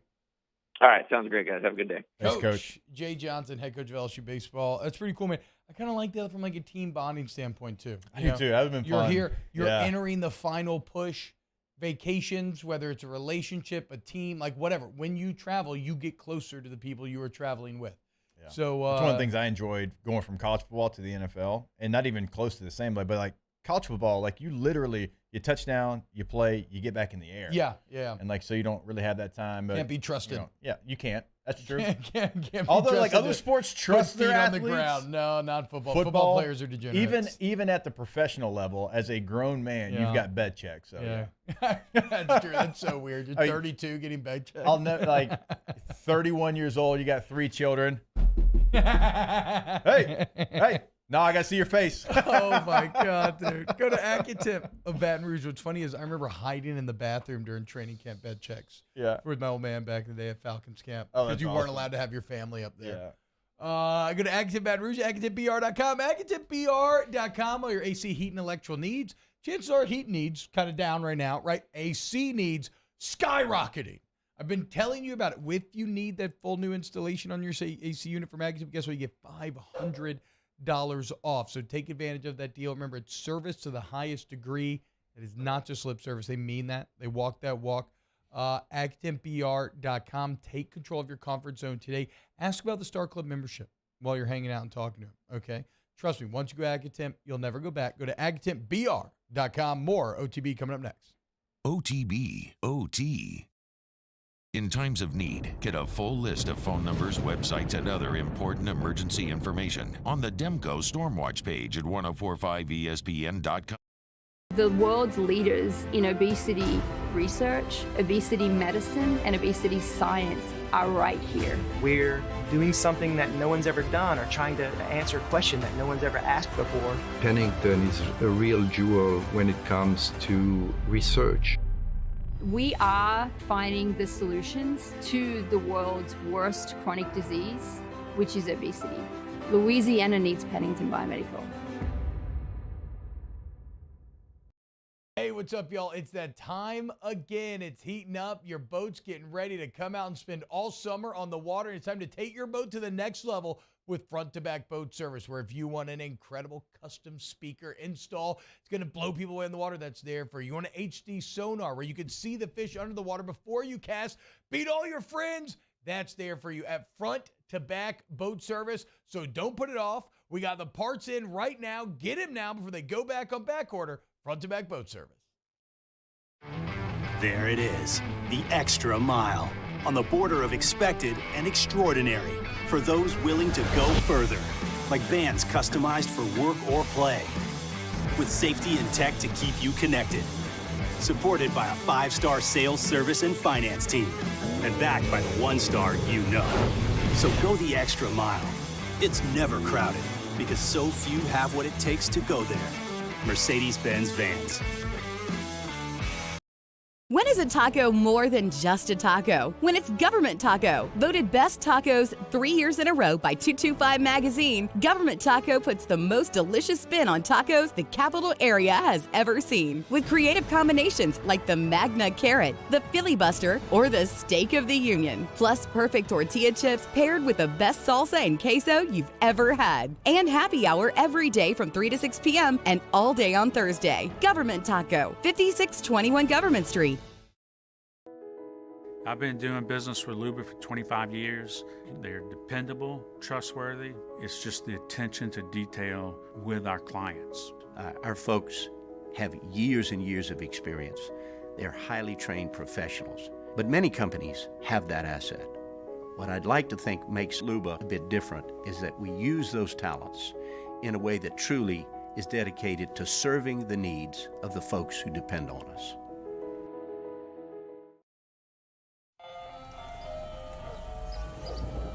Hey there, little buddy. What's the matter? What's the matter? My windows, siding, and my door. That's what's the matter. Relief Windows can fix all of that. I got you.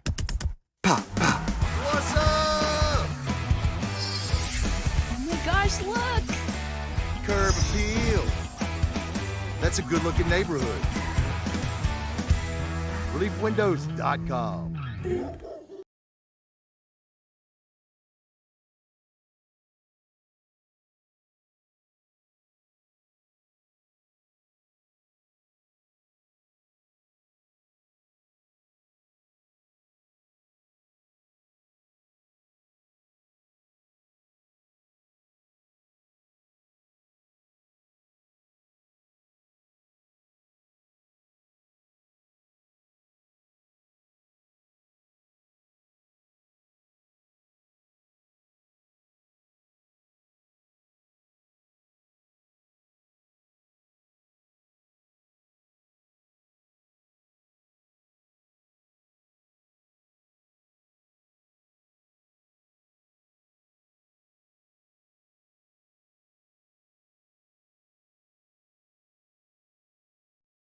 Moscona inviting you to join us for Thursday's AFR, presented by the Aesthetic Medicine and Anti-Aging Clinics of Louisiana.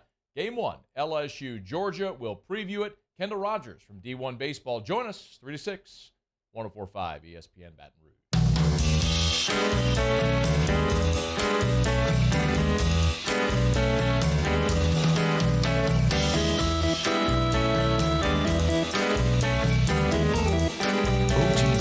OT with Hester and T-Bob on 104.5 ESPN Baton Rouge and 94.7 ESPN Alexandria. So huge credit to Mario pushing through today, showing grit. He's been very sick. There was some awful sounding retching going on in the bathroom just now. Page Plus Urgent Care, Mario. Think about it, okay? You need to get in, get better. Maybe you need a little hydration. Maybe see if it's a bug, something to work through. Like, whatever the case may be, Page Plus there for you. We got locations throughout the city, no matter where you live. Just put in Page Plus, be one right by you. They got the digital profile system where you sign in once and your profile's always saved. Touch the button no matter where you go. They're the best. You need to get in, get better. Again, support those who support us. I love Patient Plus. You will too. Get that difference, okay? The plus difference. Page Plus Urgent Care, PagePlusUC.com. All right, I'm going to take over Ask the Bench. I apologize. Brought to you by Coke Cruise Light, Busy Heart Seltzer, Blue Moon, Light Sky, Citrus Sweet. On this day, one of the most important days in LSU athletics history, maybe the most important day, happened on this day. I won't give you how long ago. Let's see if anyone in the room can guess. Can I guess it right now? I'm going Nick Saban hired. Okay, Nick Saban hired. Joe Burrow transferred here. Okay. Yeah, I think that was it. He committed here. He committed. 5 years ago today, Joe Burrow committed to Yeah, because he committed LSU. summer of 18. Yeah, summer of 18. Yeah. It's 2023. 5 years ago today, he committed to LSU over Cincinnati. Cincinnati. Yeah, I remember Cincinnati. Post-COVID, such a I think he's blur, paid man. the city of Cincinnati back, though.